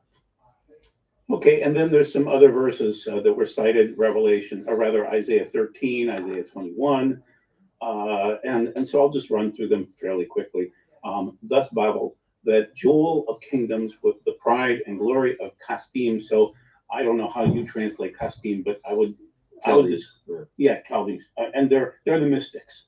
Okay, will be like Sodom and Gomorrah when overthrown by God. It will never again be inhabited. And technically, right now, it hasn't been. Then, as they appeared, the cavalry horsemen in pairs, he spoke these words: "She has fallen. She has fallen, Babel. All the carved images of her gods lie shattered on the ground." That's Isaiah 21:9. And then finish it out with Isaiah 47:1. "Come down and sit in the dust, O virgin daughter of Babylon. Sit on the ground, not on a throne, daughter of the Casdim, there's Casdim again, no longer are you to be called dainty and delicate. So you would argue, I think similar to me, that when you see Casdim, you're seeing the mystics, you're seeing that region was known for mystics. You know, Daniel communed with the mystics at that time frame. Yeah, but I also think it's connecting it to an actual geographic location. Okay. I mean, if Casdim is almost universally translated as Chaldees, they were people in a very specific geographic location. Yes, they did engage in mystic arts, no doubt about that. But you know, I don't know what else you got, because I think Isaiah 47 is in exactly parallel to what you have in Revelation 17. They're one and the same. That's the point of giving the money to Ukraine, to upset the Russians. That's exactly why. Okay, so I'll go through a little bit of Jeremiah. Then I think what we should probably do is run on to Jeremiah early in 51 and just kind of cover that. So I set a trap and caught you, Babel. Before you knew it, you were discovered and seized because you challenged Adonai. Adonai has opened his store of arms and brought out weapons of his wrath. For Adonai Elohei Tzvaot has work to do in the land of Casdim. Attack her from every direction, open her stores of grain, pile her up like heaps of grain, destroy her completely, leave nothing. That's Jeremiah 50. And then against Babel and those living in Lev Kamai, I will, oh, this is Jeremiah 51. Okay, we'll cover this later on. I'll move on to the next one because I want Doug to handle it in the Hebrew. You guys will see something. Okay, so an agonized cry is heard from Babel, great destruction in the land of Casdim, for Adonai is plundering Babel and silencing her noisy din. Their waves, there's the waves again, roar like a raging ocean. Their clamor, sounds, and resounds. That's Jeremiah late in 51 there. And then we've seen some of these things, the split parts again. Babel is listed in 14 here. She made the nations drink of her wine. I want to get to, okay, so this is Dimitri Duduman, and I've been trying to get Michael Bolday on the show. He claims that as he was tortured and bringing Bibles into these communist nations years ago, that he was told that America is Mystery Babylon. And he was told to cite, because he said, God, I can't just walk up to people and say, America is Babylon without verses. And he said, read Jeremiah, I want to say 51, probably 8 through 14, something like that. We aren't going to cover those verses as much. I would recommend that you read those verses. But tell them because the nations of the world immigrated to America with their own gods and were not stopped, encouraged by the freedom here. The wickedness began to increase. Later on, even though America was established as a Christian nation, the American people began to follow the strange gods that immigrants had brought in and also turned their backs on the God who had built and prospered the country. For more than 2 years, Australians have stood in solidarity with Ukrainians forcibly displaced by Boo! No, we don't. No, we don't. Boo!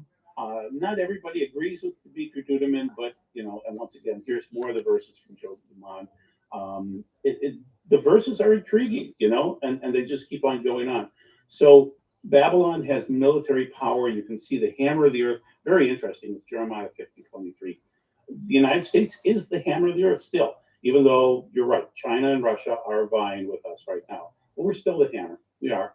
And the battle axe. So you can see that in both sections of Jeremiah 50. And so, you know, Joe Dumont is asking who's the leader in the world's weapons? It seems to be us right now, although that could change. You're right. All the nations do flow to us. Our government authority, they all look to us. So that's 51:44. So, and then this will be pretty much the end here, I think, of the verses. So this is comparing the water aspects. Now, keep in mind, Doug and I were talking about thalassa, and that is the Greek word for water or seas and things like that. The problem is that we can't always draw exactly what God is meaning by that, and I'll show you in Revelation 17 how that works. Okay, so first we'll do Jeremiah 51. We'll show you the water part. Raise a standard against the walls of Babel, strengthen the guard, post the sentries, prepare ambushes, For Adonai has both planned and accomplished what he promised to do to those living in Babylon. You who live near plenty of water, and that's mayim in the Hebrew, so rich in treasure, your end has come, your time is for being cut off. So that's Jeremiah 51, 12 and 13. When you get to Revelation, in 17, it starts out right away in 1 and 2, describing this whore sitting by many waters. But then it drives people like me crazy, because by verse 15 it says the waters where the whore is sitting are peoples, crowds, nations, and languages. So I'll just read one more time, verse 1 and 2. Then came one of the angels with the 7 bowls, and he said to me, "Come, I will show you the judgment of the great whore who is sitting by many waters." And I think that's Hadassah. You know, I can't remember, Dud, if it's Thalassa or Hadassah. It's one or the other.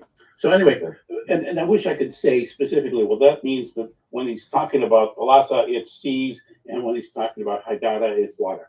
But anyway, the kings of the earth went whoring with her, the people living on the earth who have become drunk from the wine of her whoring. Okay, so what you should see is water somehow, and it does match up. It's just that God is specifically telling us, don't think that water is just water. It can be peoples, crowds, nations, and languages. Yeah. And there are more people in Asia than in America. It's doing a That's part of the challenge. I mean, you know, I wish it were. It's doing a glaring thing, guys. Hang on.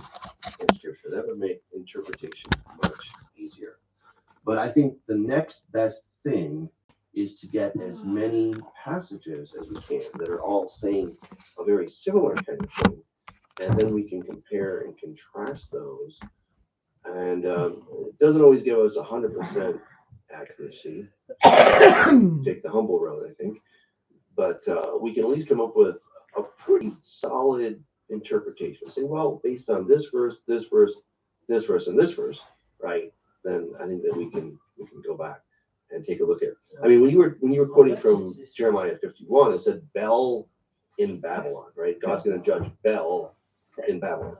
So, you know, I was like, okay, we're kind of ignoring that because, you know, this Dimitri or whatever his name is. Yeah, that he, you know, he's trying to say that America is Babylon.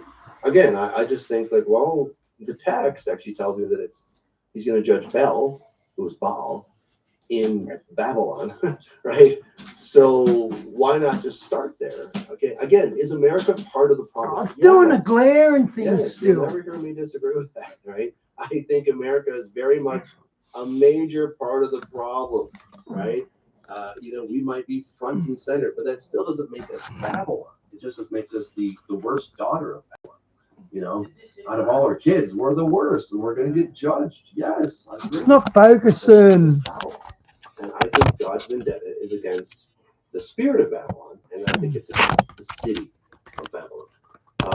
And again, things can change, guys. Things can change quickly. I hate to admit it, but I do believe the American Empire is just about over. I think we're enjoying the last gasps of the American Empire. I hope that, you know, it continues until, you know, I'm out of here. I'll say that very selfishly, right? Nobody wants to see the death of an empire, but I think we are getting close to that. And I think they're going to have a major shift in power for a whole host of reasons, but I think we're going to have a shift in power. And, you know, the weapons of today may not be the best weapons of tomorrow, right? These things can shift quickly, right? I mean, we saw that certainly in World War I. We saw it in World War II. That innovation drives new weapons, right? And when there's a need, when there's like, wait, we've got to figure out a way to do this, I think it can change very, very quickly. Even within the war between Russia and Ukraine, we've seen the drone take a whole different aspect to this, you know? So I just don't think we've seen the end of it. I think those people who are getting these prophecies about America being Babylon, I think they're mistaken. They might have great intentions, but I think they're ultimately mistaken about it. You know, should we as Americans take note? Yes. Should we maybe change our ways? Probably. Should we come back to the Lord? Absolutely. Okay. But still, we don't have to be Babylon for those things to have some relevance to us and some application, without it actually being, we are the city. We don't have to be the city of Babylon. I just think there's too many things that do not add up. We have to ignore too many things, and then we're just kind of making up what we want to make up. Can you pull up Jeremiah 51, 1 through 3, please? Absolutely. All right. Let's start it out with verse 1, and then verse 3 is the big one, people. So there it is. So thus says the Lord. Sorry. Well, Yeah. there it is. Behold, I will raise up against Babylon, against those who dwell in the heart of Kamai. Doug, do you have a comment on where the heart of Kamai would be? I don't. No, I don't. That's why it's been left not translated. Because guys, this is the tough part, figuring out what things actually mean, especially prophetically. So, yeah.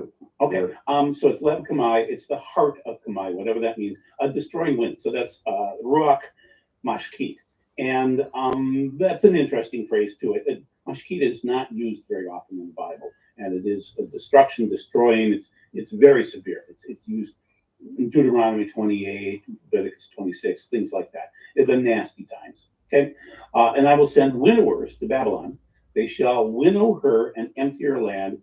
For the day of doom, they shall be against her all around. And this is where it gets interesting, people, and why you need Doug involved in this, because it's let's see, Yidrok Haderek. Okay, so now they're going to say it's archers, bend his bow, and Scott, yes, your favorite word, taxon, is in there in the Septuagint, and that is the same word used for the bow in Revelation 6, verses probably 2.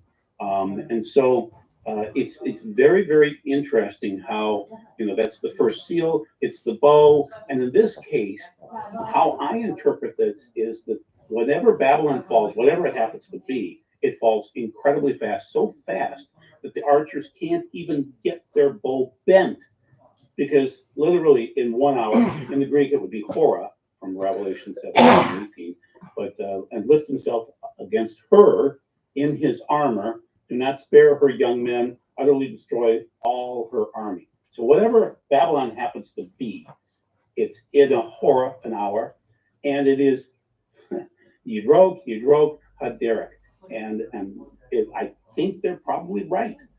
But okay, so Doug and I will confer about this, but my opinion is when you take a word and duplicate it in the Hebrew, it's for emphasis. It's like, an exclamation point. But when you put 3 in there, that means you need to notice this. And also, yes, no, not everybody knows the Masoretic marks, but the second Yidrok, no Masoretic marks. Comment on that? Yeah, I mean, it could be as simple as a cray and a kativ kind of thing. So cray is what you're supposed to read, and kativ is what is written. So I would be curious if there could be some kind of a textual issue here. I'm not sure, but yeah, Yidroch Hadoech. This is probably the use of the impair or the infinitive, but the trying to think of the word here, but this is the infinitive absolute that's being used, right? So basically you have this word plus another one, Hadoech, so there's some kind of emphasis that is being added. Thank you. Right. That's my home. Yeah, and the word itself just means the word is derech, right? It's the word derech is way, walkway, a road. Yeah. Right. So when we say we're part of the Way congregation, have you ever heard of that? That would be the derech. That's right, a derech. And I didn't name it that because I didn't want to hear people butcher the name all the time. What's it called? A derech? I'm like, no, it's a derech. But whatever. So yeah, so this, I was just kind of taking a look at this. Like if we look at the New English translation, do not give her archers time to string their bows or to put on their coats of armor. And look at the footnote here. That tells you something, right? Like this, there's something going on in this text that's complicated, to say the least, right? So not to say that they got it wrong. I think they did a great job. It's not easy, but it's just not easy, right? That's part of it. This is not necessarily an easy text to deal with. But yeah, something radical is going to happen to Babylon. It's going to happen quickly, and when it does, boy, look out! It's going to happen that suddenly. If you don't have time to thread your bow or whatever you do, I'm not an archer, but to get ready, that's the fall. So once again, I think that this shows us how it shows us the rapidity of the destruction of Babylon that is yet coming, because God has a vendetta. Clearing up again. So, and ultimately, it's Satan's city, right? I mean, that's ultimately Satan's doing, right? There's all judgment against the human aspect of wealth, but ultimately, Satan is the king of Babylon, right? He's the one that God is ultimately battling at the second coming, right? It's ultimately Satan's agenda during the tribulation, and many of the things that happen are because Satan is pulling his switches, and then God is acting or reacting. Man. Look at that. But there's this cosmic battle going on between these two. So, for all of America's problems, we also have done a lot of great stuff.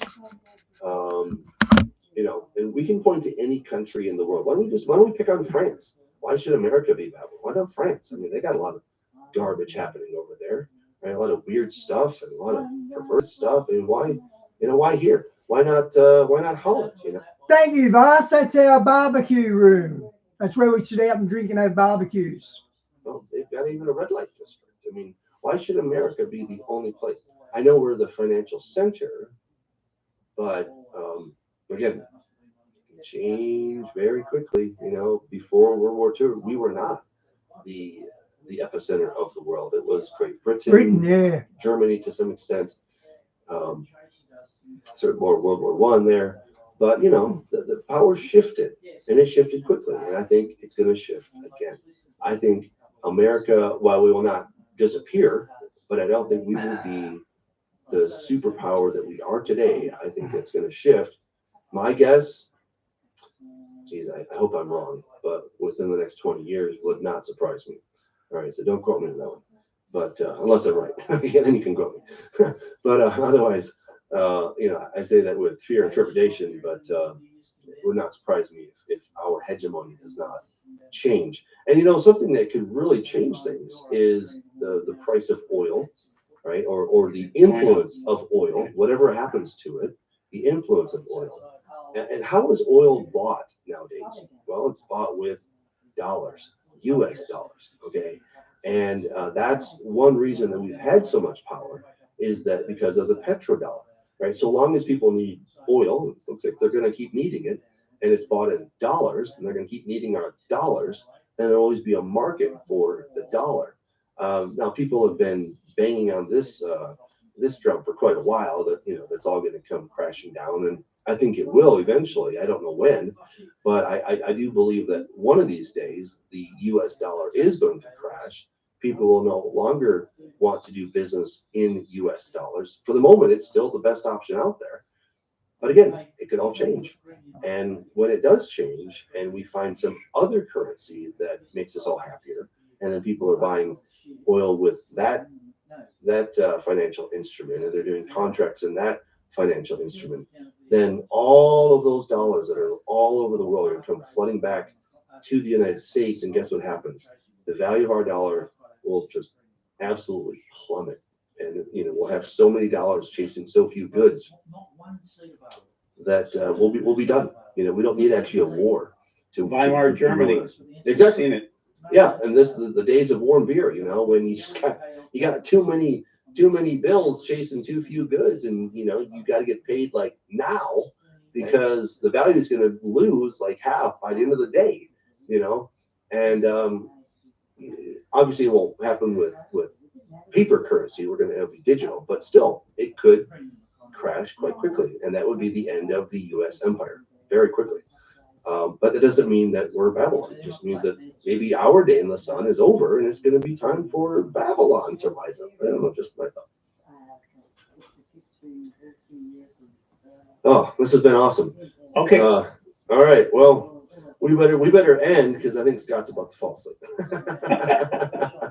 Our wounded warrior. Thank you, Brother Scott. We're so glad you're here, man. We really appreciate it. But Joel, this was fun. This was Joel's idea, and I think it's a fantastic idea. I really enjoyed it. I hope everybody else did as well. So, Joel, thank you for putting all of that together. You did some great research, and it was really fun to be in the hot seat. So we'll do it again. Yeah. Everyone, thank you for joining us. We're so glad that you did. Hey, if you want to be a producer of this show, go over to patreon.com/DougHam. Did you know for like $5 a month, it'll make a huge difference, right? So if everybody joined in, man, it'd be awesome. That would keep the lights on for a very long time. So just consider that. We are working on Read Genesis Code. If you haven't read it, I put it for free on YouTube. Now, somebody said, Doug, you should never give your book away. I'm like, yeah, but this one's different.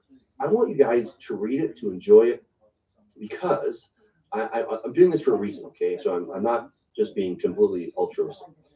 My reason is I want you to enjoy the story. I want you to pray with me, because I want this to become like a Netflix series or something like Netflix, right? Whether it's, Angel Studios or whoever. But this is a story, right? All the things that we talk about here on Prophecy Roundtable, right? We're talking ultimately about the kingdom of God. And so we want a way to get the kingdom of God message in front of people in a way that is culturally relevant, that where people are, where are people? They're in front of their screens. Okay, so let's get the message. And what do people like the most? Stories, movies, right? That's what they watch. So let's do that. And the first book of Regenesis Code, we got 3 more in the works. It's all going to be so that we can get this kingdom message in front of people. My co-author and I, we talk every week, and I know it doesn't always look like it, but we're working hard behind the scenes. We're creating a short, which is going to be just kind of a like a 10-minute, 12-minute short video, giving you the concept of what we're trying to do. And we want studios to see what we're trying to do. So they're like, yeah, let's do this thing, and let's make a TV series so that we can get this in front of hundreds of millions of people. I was looking up how much an average Billy Graham crusade costs. It was about $2.3 million. And that's a lot of money. Obviously, some people got saved, and I think that's awesome. And the message of the kingdom of God got out. That's great. But we have new tools nowadays. And I think doing it through media is one of the best tools that we can do. And we could potentially reach hundreds of millions, maybe even more. Maybe my faith isn't big enough. I don't know. But I'm asking you to pray with me. Pray with me on this so that we can do something that hasn't been done before. We're not in competition with other people. There are other great Bible teachers out there and prophecy teachers. Hallelujah. And God is using all of us to do his work. So if you want to join with me, please consider that. Definitely pray with me. And until next time.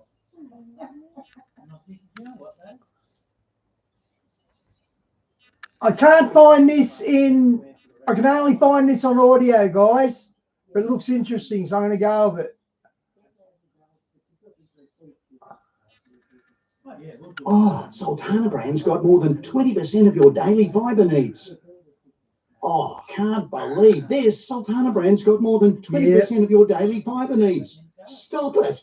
More than 20% of your daily...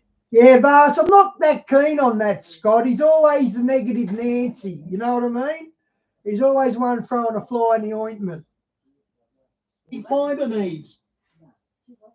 To slow us down. They can never stop us. They can never stop us. Not with those dogs. No, absolutely not. I can't stop the dogs. You can't stop me. So when they start pulling, and with Glory, who's now doubled in size since we got her 6 weeks ago, about 6 weeks, about 24 pounds. Yeah. She was we got her pounds. at 10. Yeah. Yeah. So she's 24 pounds now. She's on her way to 60 or so. When she gets up to that size and starts pulling on that leash. I'm hoping that by then she will not be pulling. We'll see. Yes. Trying to take him out for walks 3 times a day. Safe travels, Phil. The wonderful gal that runs and owns pet cats in Crane. She looks after them when we are away, and she's the dog whisperer. She got Glory to walk on the leash before we did. Yeah, but she said the two of them definitely like to pull because they're both very interested in the world around it. Both breeds very intelligent, very curious, so energetic. Yeah. That's why my cholesterol's dropped 20 points in the last 6 months. The Grace Plan. The Grace Plan. And I'm going on the Glory Plan. So there you go. Well, thank you for joining us today. Okay, should I keep doing the radio one or get one with actual footage?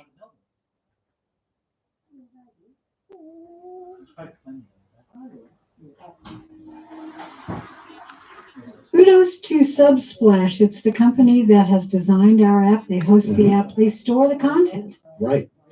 Which means that we won't be canceled. So if you're listening or watching to our content on YouTube, God bless you. Subscribe, share that link with your friends, click the bell for notifications, but then cancel-proof yourself by getting our app. Not just ours, but Skywatch TV. LMRC. So many are out there that use the Subsplash app because Subsplash is a Christian company. That is right. So you'll find our app at gilberthouse.org/app or pidradio.com/app. There are links there to the app stores for the app that is right for your device. You know what I discovered?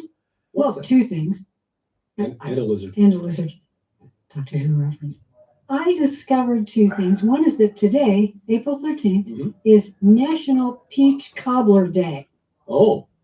So sadly, the local orchard here lost their peach crop because the blossoms froze. Yeah, things warmed up early here in February, and then we had a hard freeze. So we're not going to be able to enjoy our fresh peach cobbler. We'll just have to go to South Carolina.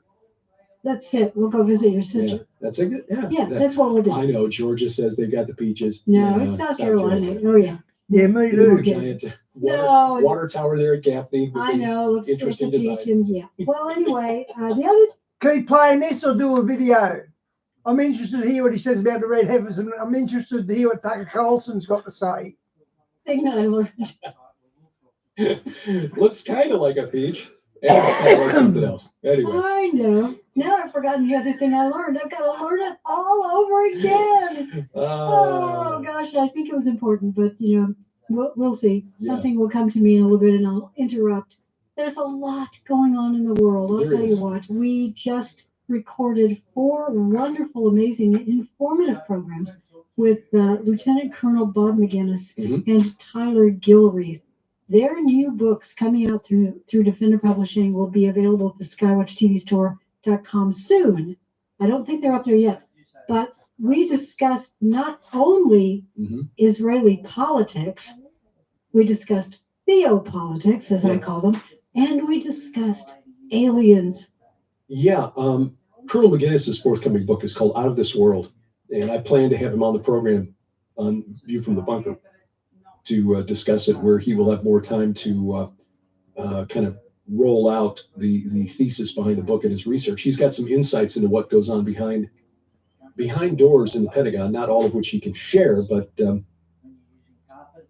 he had some very interesting insight. I had reached out to him because Allie Anderson and Donna Howell, who are Joe Horn's sisters, Tom and Anita Horn's daughters, the two of them and I are collaborating on a forthcoming book on the UFO phenomenon for next year. And that book will address the ancient aliens aspect of things. Is God Yahweh, the God of Abraham, Isaac, and Jacob? Is he just an extraterrestrial? Right. Where's the fake news? Right.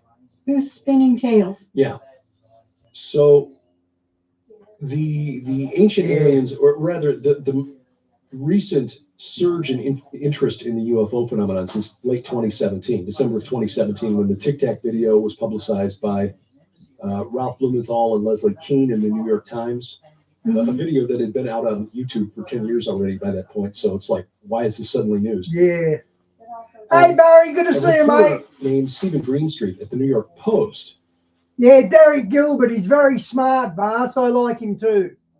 Has done some digging into Luis Elizondo and ATIP, the Advanced Aeronautical Threat Investigation Program or whatever, which was supposedly the secret Pentagon UFO program. And Greenstreet concluded that it didn't actually exist, that there was a program called OSAP, but that money was being spent to basically funnel it to Harry Reid's friend, Robert Bigelow, the owner of Skinwalker Ranch at the time. Former owner, yeah.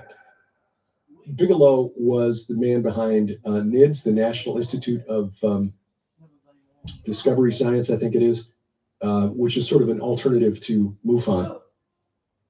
They spent over $20 million on the program, and according to Green Street, when the Pentagon got wind of this, that they were chasing ghosts and chupacabras at Skinwalker Ranch, they freaked out and wanted to cancel the program, and that's when Harry Reid, former majority leader in the Senate, stepped up and said, no, the program is really called ATIP, and it's about, investigating anomalous aerial phenomena.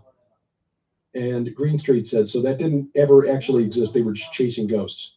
But Colonel McGinnis said, well, Green Street may not understand the way the Pentagon works. There are often levels of information that are released, some to the public, some kept internally, some kept very internally, dark, that only a few people have access to. So it is possible that ATIP was, in fact, a real program.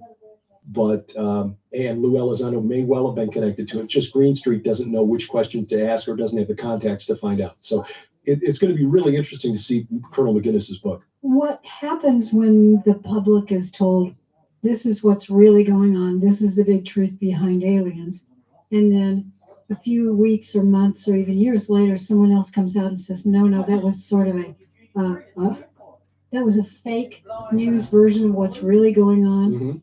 It's like it's a shell corporations all the way down, except that they are intelligence operations. And some of them are disinfo.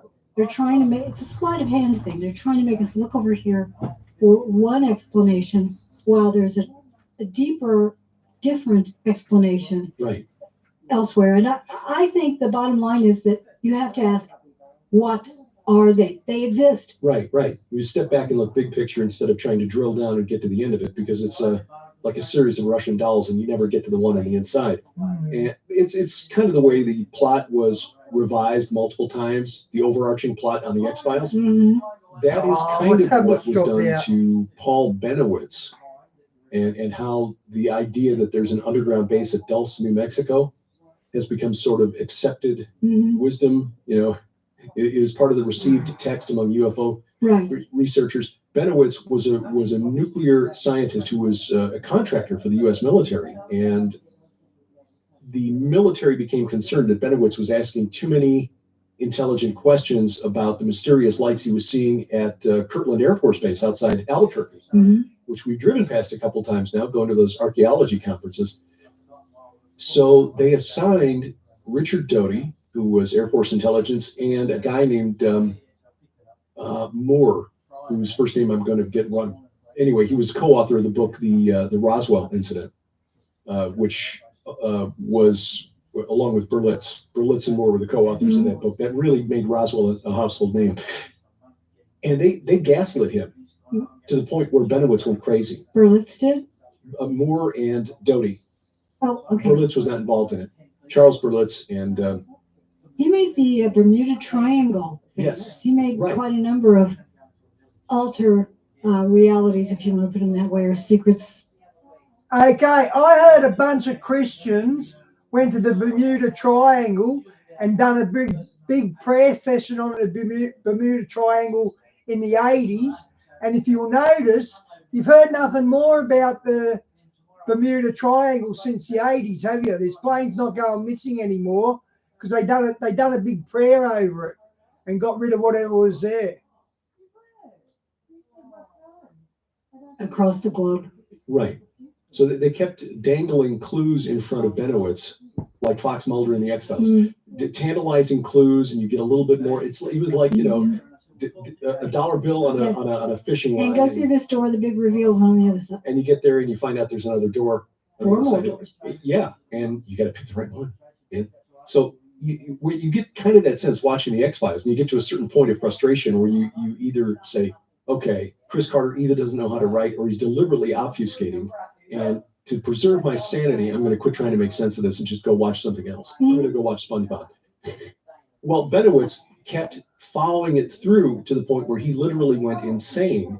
And that is kind of what we have to look at with the involvement of the intelligence community in the UFO phenomenon. I think So I anytime. think your suggestion that we need to step back and look big picture. Mhm. What are these entities? Yes, they exist. Let's There look is- at the big There picture. are far too many stories, verifiable stories, evidentiary stories, that there have been visitations. We'll just put them that way. I think we have to admit that something that is part of an unseen organization, either extra dimensional or beyond our planet or beyond our solar system, perhaps. There's something that is visiting the earth from Right, somewhere. right. So what is it? Well, as Christians, you and I would say these are obviously extra dimensional entities because we can't see them. They're part of what the late Mike Heiser called the unseen realm. Right, right. And some are good and some are evil.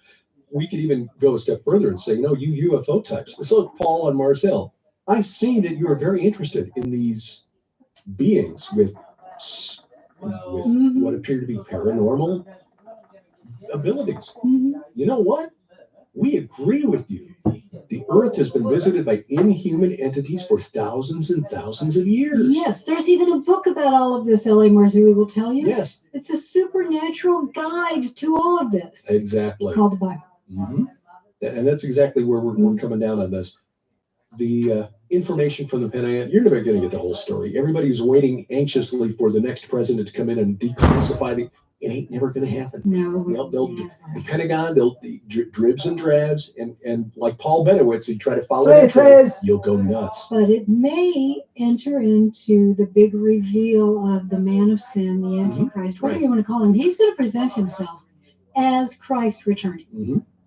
So that could be an AI of some kind. It could be a fake video that goes all over the internet. It could be something that there are those who believe Project Bluebeam and things like that can actually create holograms that everybody can see all at once. Who knows what it's going to be, but this will be orchestrated by the unseen realm, by the bad guys, but allowed by their creator for his purposes and his glory. And that kind of leads into the next story to touch on, and we're going to get to Israel here and what Trust may us, be going on. We're really keeping an eye on that. Yeah, there have been a number of stories that have been floating around over the last couple of weeks about the red heifers that were delivered to Israel, and we're talking now. As Is long that as the we're next talking about, topic? yeah, I wanted to go there because as long as you bring up to me that was part of Israel. The man of sin, but yeah, I was talking geopolitically Israel and Iran, but I wanted to talk about the red heifers. I'm glad you brought it up because I'm starting to get a lot of all caps messages from people who are really concerned because they are either excited that the red heifer might be sacrificed this month or terrified that the red heifer might be sacrificed this month. What's the red heifer, you may ask? If you are new to PID radio and you're a new believer and you really haven't studied any of this, or you're not a believer yet and you're just thinking we're crazy and you want to see what these crazy people are talking about, you go from aliens to Israel. How is that? The red heifer sacrifice goes back to the Old Testament in the Bible. Numbers chapter 19. You want to read that? Do you have it up? I will. Well, you can find that. Yeah. And there were supposed to be 10 of them, according to Maimonides. Yeah. Or Rambam. Yeah. Rambam. Yeah, that was his epithet nickname. Yeah. Numbers 19, chapter 19, beginning at verse 1. Now Yahweh spoke to Moses and to Aaron, saying, "This is the statute of the law that Yahweh has commanded. Tell the people of Israel to bring you a red heifer without defect, in which there is no blemish, and on which a yoke has never come." If you're not familiar with cattle terms, a heifer is a female that has not been bred. She's a virgin. I didn't learn that until I was in my 50s. Didn't know the difference. It is not a cow. It is still a heifer. Yeah. Cow is when they have been bred. Yes. And you shall give it to Eleazar the priest, and it shall be taken outside the camp and slaughtered before him. And Eleazar the priest shall take some of its blood with his finger and sprinkle some of its blood toward the front of the tent of meeting 7 times. And the heifer shall be burned in his sight. Its skin, its flesh, and its blood with its dung shall be burned. And the priest shall take cedar wood and hyssop and scarlet yarn and throw them into the fire, burning the heifer. Then the priest shall wash his clothes and bathe his body in water, and afterward he may come into the camp. But the priest shall be unclean until evening. The one who burns the heifer shall wash his clothes in water and bathe his body in water, and shall be unclean until evening. And the man who is clean shall gather up the ashes of the heifer and deposit them outside the camp in a clean place. And they shall be kept for the water for impurity for the congregation of the people of Israel. It is a sin offering. And that is all, really, that it says. Here's one of the things that needs to be done. Mm-hmm. One of the many things that need to be done for this to happen. One is that the ashes of the previous 9 heifers, there have been 9, if you count them up, they have to be found. Mm-hmm. And the ritual cleansing water created from them, because the priest can't clean himself if he doesn't have that. Mm-hmm. That's my understanding of it. The other thing you need is to go to the correct place outside the camp, right? Which is probably somewhere on the Mount of Olives. Mm-hmm. But I'm just going to say it, mate. That doesn't look like a pyramid to me, that one in Antarctica. Just being honest, mate. The other thing you need, according to, I don't know that it's actually in here, but I think it's tradition that yes, a young man who has been raised a certain way, just like the heifer is raised a certain way, a pure young person, a male, has to, if I get it right, has to be the one that carries the old ashes out to the sacrifice place. Is that correct? Something like that. I'm looking now at the Temple Institute's website. And it's tricky because between Jerusalem, the old Jerusalem, which is where all of this would have taken place, and the Mount of Olives is a graveyard. So theoretically, he would be carried so he doesn't step on anything. Right, or a bridge built between the Temple Mount and the Mount of Olives. So that that would take some time, wouldn't it? It would. But he could be carried. Yeah, he could be carried, right. Temple Institute, which on a recent episode of Skywatch TV, and we got this in an interview with Carl and Zeb, we probably got to finally put that together. From 2019, our tour of Israel, where they talked about this, their visit to the Temple Institute, and their questions of the Temple Institute, how much money would it take to rebuild or to build the third temple? And the answer they basically got was, how much you got? They thought they were dealing with a couple of rich Americans who wanted to underwrite the... Carl even said, I've got a checkbook right here. I'll write the amount. Tell me what you need. Mm-hmm. I come from a church that can provide these funds. And they would never give an amount because they never want to actually reach the goal. Yeah, the money is not really being used to build now this the third is temple. For legal purposes, we're going to say, according to our best understanding. So right. Allegedly. Yeah. This is totally our understanding. Mm-hmm. And the understanding that Carl and Zev came away with was that the money is essentially used for political purposes. Mm-hmm. It's essentially a political action committee, and its stated mission, because it appeals to its stated mission, is targeted at well-meaning. Vas, did you see that pyramid in Bosnia? Apparently the top of the pyramid still got its cap on, and there's an energy beam that rises from the cap into the sky like a light column. It's in Bosnia. Wealthy Christians. Yeah. And well-meaning who will give $1 or $10. Right. You think that they're doing a good thing. Now, as Christians, we understand we don't need a third temple. Mm-hmm. Prophetically, there may be a third temple because the Antichrist, according to the book of Daniel, will put an end to the sacrifice, the daily oblations, and change the times and the seasons. Mm-hmm. But I'm glad you post them links, Vas. I'll check them out after we hang up. Doesn't say that there's a third temple. There could be a tabernacle. Exactly. Right. They had the sacrificial system in the tabernacle for centuries before the temple was ever built. So the Temple Institute, to influence Israeli politics, raises a lot of money and then funds the candidates that support the political aims of the Temple Institute. Yep, that's it, Vas. That's exactly it. Anyway, they say that the previous ashes, can we proceed without the original ash? And in Mars, they also found a giant's lunchroom in Mars. It sounds crazy, I know, but remember that show Land of the Giants? it was literally like that. Is certain individuals and groups have embarked upon numerous expeditions, most of them centered around a particular location in Israel, where it's believed that the ashes of the red heifer may have been hidden. Most of the evidence for this belief comes from a particular interpretation of passages in the Copper Scroll. Ah, that's interesting. Yeah, Jim Barfield, who we've become friends with, has got a very novel interpretation of the Copper Scroll, but I don't know that he talked about the red heifer. He thinks that the Copper Scroll points to the location of the tabernacle. Anyway, the scrolls were found in a series of caves in and around the desert area of Qumran. Presumably, they were authored by members of the Essene community at the close of the Second Temple period. So they don't actually answer the question. So they're not really saying whether they could do it. No, and that may be for legal reasons. I mean, think about this. If you here's a list of things to do, checkbox. Okay, got them all done. There you go. Yeah. Now, what are you doing with my donation? Yeah, they could be in some legal jeopardy there. But the next heifer that will be slaughtered, they believe, will be the 10th heifer. And again, this is not biblical, but there was a teaching from the rabbis that the 10th red heifer, when it's slaughtered for the purification ritual, would usher in the era in which Messiah returns, or Messiah arrives if you're a Jew.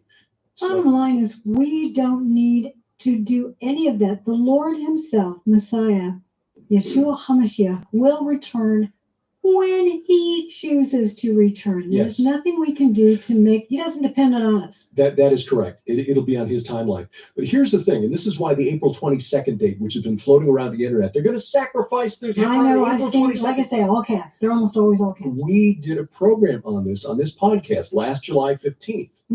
And at that time, according to Israel National News, arutzshiva.com, the heifers at that point were 22 months old. They need to be 36 months old, which means it couldn't happen before September of 2024. I know, you and I have been saying that to people for the last 6 months, who have been, well, ever since October 7, who have all been asking, is this going to take place? Because the heifers were the excuse used by Hamas. Right, a military spokesman for Hamas said it was because the red heifers are brought into Israel and are now at Shiloh, which is in Samaria, what the world calls the West Bank, put that in air quotes. That is the reason they had to attack now. And a lot of Christians are, April 22nd. It's too early. They've got to be at least 3 years old, according to rabbinic tradition, which means it can't happen before September. Here's what I find so interesting about the fact that they have been stored and kept very perfectly well in Shiloh, protected. Oh, okay, let me have a look. West Bank. Is that was the site of I'll just call it the Eli tabernacle, right? Where Eli fell over and died, and he found out his sons were dead. It's a beautiful location. It's a gorgeous park where you can go and spend some time. You just never want to leave. Great little gift shop. Got great ice cream. But there are places there where, yes, you can look at the archaeological evidence that the tabernacle was there. Indeed, was there. Scott 3 of the corners of the horned altar have been discovered. Now, by now, it could be the 4th one have been discovered. These are extraordinary. Vast. Why I brought that up, the Urantia book goes into a lot of detail about Jesus and his mission and all that. They put him on this world's Jesus and there's other world's Jesus. They do that, but they talk about the motives behind what went down with Judas and all that, and it does make a lot of sense what they say. So when you read it, you got to realize, okay, there's a bit of truth here. You just got to be careful of the bullshit, because there's a bit of bullshit as well. I wish I didn't throw it out now, because I'd like to read it, because now I'm a more mature Christian, much wiser. I'd like to read it now and cherry pick it. It was hard to get on the net. It's a hard book to get. Stone fragments that sit where I saw one of them just sitting in a big, looked like a big rock quarry. It's pieces of buildings that have been left over from the Muslim era and Christian era and possibly back to the Jewish era. Shiloh is in the West Bank, but because it has a history, an authoritarian position where a tabernacle can stand, putting them there might be well seen by Hamas as they're going to set up a tabernacle and they're going to sacrifice that heifer right there. Yeah, or at least that could be the excuse that they're given. CBS News ran a story on this about a month ago, early March, and obviously didn't do the kind of research that we've done. And frankly, all that we've done is just 10 minutes worth of digging on the internet. Doesn't take long. But yeah, with the resources of CBS News, you'd think that they would have had a little more time and a few more people, researchers. Yeah, I got the gist of it. Watched a video on YouTube and I got the gist of it. But interestingly, October of this coming October 3rd, Rosh Hashanah, that begins the year 5785, which is that year. The pivotal year. Right. According to the Essene calendar, Josh Peck and Ken Johnson's research points to as the kickoff of that final 50-year jubilee. And the late Tom Horn talked about that date as being very, very important. And because 5785 moves from the fall. What? Another fine. From what? For not voting. I did vote. Well, this is $160. I'll get on to them. Yeah, don't worry. You do it. I will. Of our year 2024 into 2025. They've been paid off years ago, Mum. Did you get your money back? 2025. Why would I? Did you get your money? Yeah. Your regular money. Yeah. October of 2025 is when Well, you have to do that. 3.5 years prior to the I'm arrival not paying of it. I did vote. Popus, possibly Wormwood. I voted. So I'm not some very paying interesting it. things happening. I'm going to just looking at the signs and seasons. That's it. October would also be the month in which Sunday. I can't do nothing on a Sunday, can I? which is the most important festival in the Jewish calendar. At least it was in the time of Jesus. It was Leave the door open. Festival during which 70 bulls were slaughtered. So the dogs and cats can get in and out. And the music festival that was taking place on October 7th, that was the very last day of that long season. Tabernacles, And everybody was celebrating because that's what you did on that last day. Simchat Torah, yeah. So, that would mark like the 1-year anniversary of that. The end of the Feast of Tabernacles in October. So we're keeping an eye out for the fall. We think that the fear, anxiety, the adrenaline addicts who are concerned about April 22nd are missing the date, unless, of course, Israel National News, which is a reliable pro-Israel news source, was wrong about the dates of the heifers when we talked about it last July. But why would they be? Well, I trust them as a news source. Except that it's possible that the wrong birth dates were given out intentionally. Could be. I just don't know. If you're trying to keep a secret about something, it's been very poorly kept. True. I mean, they had a small conference at Shiloh week before last. Wish we could have gone to that. Yeah, it was just a few people who were there, and it was mainly dealt with the logistics of the upcoming rituals that would need to be done. And we will say again that Numbers 19 does not specifically say that this has to be done prior to sanctifying the Temple Mount to construct the third temple. That is all based on rabbinic tradition. It is not in the Bible. Exactly. One part of this, however, is the ritual cleansing of the high priest. And in order for him to cleanse the other priests and the people, he has to have that water and he has to be clean. And we'll see if that young man who was brought out a couple of weeks ago, looked like he was, late teens, maybe early 20s, who'd never been in a hospital, never been in a cemetery. So he meets the traditional requirements for filling that role. If he can be trained and if he's willing. But again, we are looking at this not because as Christians we think we need this to prepare the way for the return of Jesus, just as signs of the season in which we are, because Jews are looking at this, clearly Muslims are looking at this as well. And this may, in fact, set up a great deception sadly, for our Jewish brothers and sisters. Yeah, that's the terrible fear. So please pray for all of our Jewish brothers and sisters. I know we certainly do. We have a lot of great friends that have yet to accept Christ as their Messiah, but the Lord He is working great wonders, and we are just honored to call them friends. Right. According to Charisma News, there is land directly east of the Temple Mount on the Mount of Olives owned by a rabbi, Rabbi Yitzhak Mamo. Purchased the land 12 years ago, which meets the standards on the Mount of Olives in a place that would have looked directly into where the temple stood. So he owns that land. This was reported last March at Charisma News, last May rather, Charisma News.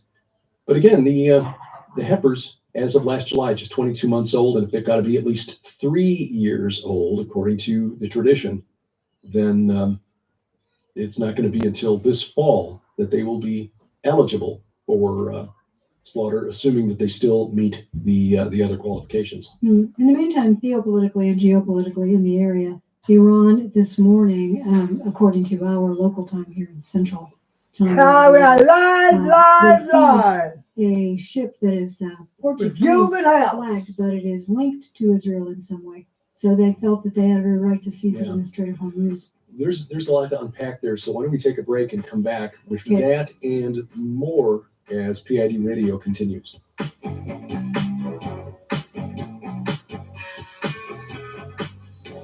Summer reading season is just around the corner. We want to help you get ready. You can buy fiction, you can buy nonfiction through the Gilbert House store, whichever you want. All of our books are 40% off. Okay, guys, I'm getting a bit bored with the radio. I might put Prophecy with Stan, Bar's favourite guy.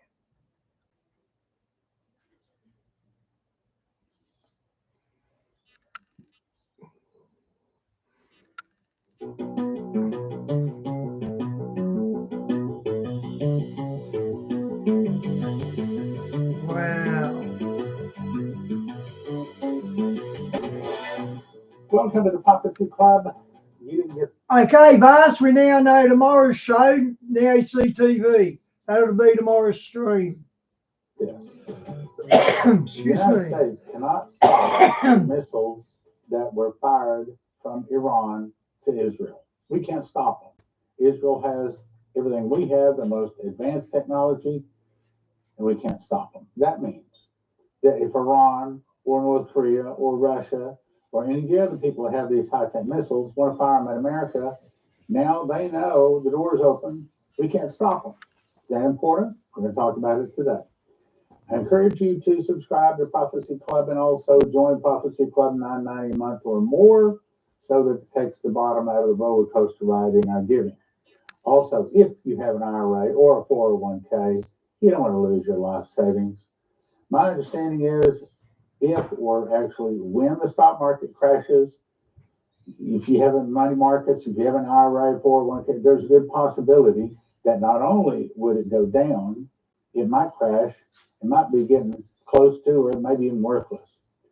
But if you call these folks, 800-200-GOLD, or go to prophecyclubgold.com, they specialize in helping you take your retirement, your life savings, put it into gold and silver near you, so in an emergency, you can put your hands on it, and in case of a financial collapse, which we know is coming, good night, Phil. God bless, mate.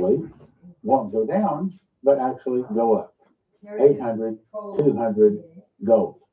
800-200-GOLD. Okay. Next thing, I'm going to send you to Joseph Kitchen. Right now, they got free shipping on any order over to $800, which is almost all of them. But they can show you how to feed one person for a year for about $1,000. Also, we're about to talk about nukes hitting America. If you got one of these devices on your car in your house, the plan is that your car will still start. EMPshield.com. Promo code Prophecy gets you a $50 discount and also helps your Prophecy Club. All right, so first thing, I don't think if there's other people have this information, I'm not aware of it. Defense sector is now panicking. Iran missiles defeated most advanced and integrated anti-ballistic missile defensive systems in the world, because Israel has them. Matter of fact, normally the way this works is America makes it, sends it over to Israel, and Israel improves it. So generally, Israel has the best of whatever it is. By now, most of the world knows that Iran launched a multifaceted attack against Israel about 48 hours ago, and the fallout from the attack is now becoming frighteningly clear. It has defense experts terrified. Iran announced that they had launched the drones, then cruise missiles against Israel. They announced this despite the fact that drones missiles still had 57 more minutes to travel from reaching their targets. Expert observers thought it very strange and foolish that an attacker would give out such information while very weapons they launched had not yet arrived. It gave Israel and its allies time to go after those weapons, which they did. Well, it turns out this was not so strange or foolish at all. It was actually well planned. Now, think about that, because I'm going to talk about that in just a second. Well planned. Iran launched the old dregs of their arsenal, first generation drones, first generation cruise missiles, in other words, junk. Slow moving, loud junk, things they wanted to get rid of anyway. But they also fired some ballistic missiles, some new ones. Wanted to check them out, wanted to see if they could get through the defenses. That's the bad news. Many of the drones simply fell out of the sky, others easily intercepted by fighter jets, US, UK. Yeah. There was a much heralded 99% interception success rate, yes. Something about that color blue repels the, what do they call it? Zaps? What do they call it? Laser. The laser technology. Apparently blue repels the laser technology. I don't know why that would work, but apparently that's the case. Well, they were firing at junk, old stuff, okay? Turns out there's a problem. Actually, a major problem. Turns out Israel or Iran's ballistic missiles, a few of them got through, like 7 got through. Now, almost no one noticed this problem because there's been no media coverage of it until this article.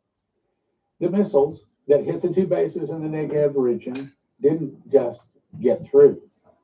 They did so against the most heavily defended area in the world, protected by the most advanced, or listening, protected by the most advanced integrated anti-ballistic missile systems in the world, at least known to the West.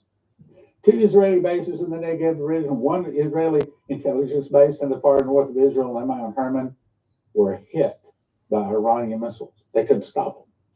In the north, the secret intelligence base in the north of the occupied Golan Heights, and in the south, the Israeli Nevim, Ramon bases got hit. According to secret intelligence information, the one in the Negev had a hangar with Israel's F-35 stealth aircraft and Mossad spycraft, and at least 44 Mossad personnel were killed. Okay, so this is no small thing. This is a really, really big thing. But the defense sector says that pales in comparison to what took place for Iran to achieve that. Nevatim was defended by the world's most advanced integrated anti-missile system shield, which incorporated Arrow 2, David Sling, THAAD. Oh, this is the stuff America uses too. America made it. Patriot 3. With all of this surveillance, all of the system, all working, all they knew it was coming, all prepared for it, and they couldn't stop it. Now, what that's saying is, if Israel, using America's best weapons, couldn't stop them, guess what? America can't stop them anyway. You remember Henry Gruver was shown in a vision, it took 60 seconds from launch to detonation for the missiles that Russia attacked on America. That these submarines were practically parked on our beaches. 60 seconds from launch to detonation. I don't care what you got. Nobody's going to shoot it down that quick. The article goes on to say 5 of the 7 missiles hit the world's most heavily defended location, defeating an integrated ABM defense that was custom built to defeat the very missiles it failed to shoot down. In other words, we're in trouble. America's in trouble. Israel's in trouble. anything that the East wants to shoot at us, we can't stop. Dad has some people in the defense sector literally panic. You see, if 5 of the 7 missiles got through, then it is a given that others can get through. And simple math reveals that Iran fired about 30 missiles at the base would no longer exist. The Iranians know this. They know Israeli missile defenses cannot stop their medium-range ballistic missiles with any great reliability. While Jordan fired its U.S. Patriot missiles to down a few Iranian missiles, Jordan's Patriots are now completely depleted. They don't have any more. See, I think that's part of the plan, because not only America, but also NATO have sent all of their weapons over to defend Ukraine. And it's kind of like, how do I say this? You can't make... When Iraq and Israel start shooting at each other, that's when you panic. As soon as Iraq starts shooting missiles off, that's when you know it's over. Not so much Iran. Iran are a paper tiger. They're not very strong militarily wise, because we guys beat them during the 2000s. So yeah, they're not very good military wise. But when Iraq starts firing missiles, that's when you got to panic. A silk purse out of a sow's ear. That's a long old saying, but basically, if you were to give an advanced weapon to a buffoon, they wouldn't even know how to use it. And that's sort of what has happened to Ukraine. In the meantime, America and NATO has disarmed themselves because we have not replenished the weapons that we've sent to Ukraine, so says several articles. The article goes on to say right now Israel is factually defenseless from any large salvos of these missiles. Think about that for a moment. The most advanced integrated air defensive radar system in the world, its mission is to detect Iranian missile launches and pass targeting information to aerospace, Israeli Arrow, David Sling, and U.S. THAAD IBM batteries deployed to protect sensitive Israeli sites, failed. Now, here's my comment. I assume that this is the same system now protecting Americans. I think that America probably gave, if there's a possibility America didn't give Israel the very, very best. But in the past, that's my understanding. We've given Israel the very best that we have, and Israel then upgrades it. They make it even better. So that's the reason all of the military out there are scared out of their mind right now. This is what he says. So the most advanced missile defense system in the world couldn't stop the very missiles they were built to stop. Iran has now achieved a strategic deterrence of Israel. Israel now knows Iran will and can hit them, and also it's saying that they can hit America. That means that just like Russia has been saying, for what, at least two, maybe 3 years, Russia's been telling us they have these hypersonic missiles that could go 8 to 15 times faster than the speed of sound. And they've been telling us the West and NATO, America, can't shoot them down. We probably didn't believe it, but now we know it. And I think we're scared out of our mind, and we should be. Here's a video that I'm not going to play. The United States is now loading nuclear bombs onto B-52s. What does that say? It says, I think, that we are taking this serious.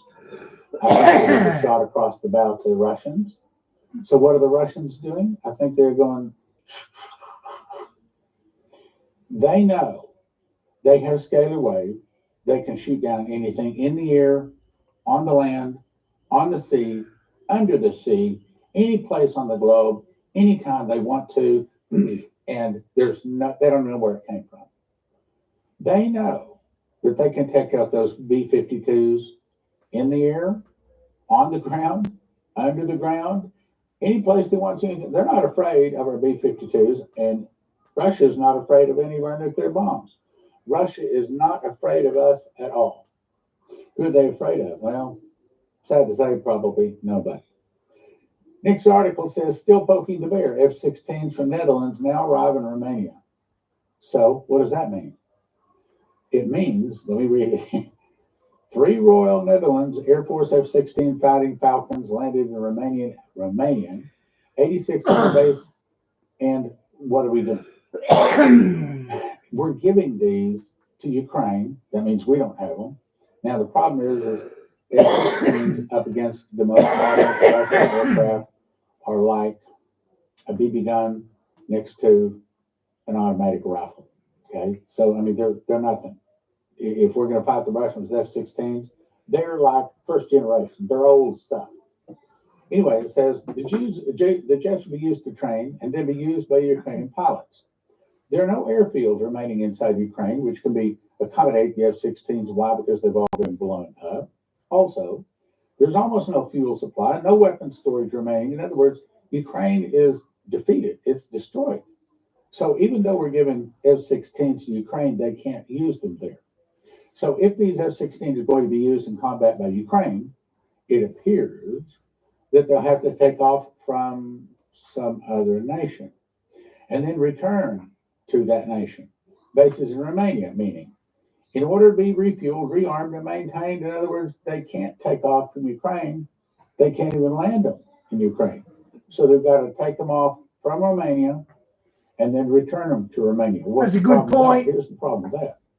If that takes place, the Ukrainian pilots take off from foreign base, Romania, and attack Russian forces in Ukraine, then return to the foreign base by refueling, rearming, and maintenance. And then Russia has made clear that foreign base will become a legitimate military target. So what does that mean? That means that Russia has already said, if you send some kind of a weapon from a NATO country that attacks us, that NATO country, that location becomes a target. So one of those F-16s, or maybe several of them, take off from Romania, go over and attack the Russians in Ukraine, which is pretty much their territory, just not officially, but they've defeated the Ukrainians. So anyway, they take off from Romania, they defeat someone, or they attack someone in Ukraine. Russia says, we told you. And so then Russia takes out that base in Romania. That is Russia attacking a NATO country, and then that kicks in Article 5, and then NATO declares war against Russia, and all of a sudden, boom, we're in World War III.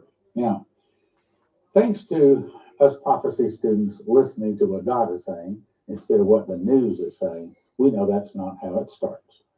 It starts with a surprise attack on America, but we'll get there. Hang on. I got some really important stuff at the very end. I promise that you'll say, really? Each and every day, the collective West moves closer and closer to direct confrontation with Russia. That's right, and that's part of a prophecy already. They're doing this despite Russia having increased its military industrial production by 15 times, and by doing so now outproduced the total combined production of all of the West. Not just a little bit, but 7 times more. I mean, did you catch that? So Russia is producing more advanced weapons than all of America, all of NATO. We're in trouble.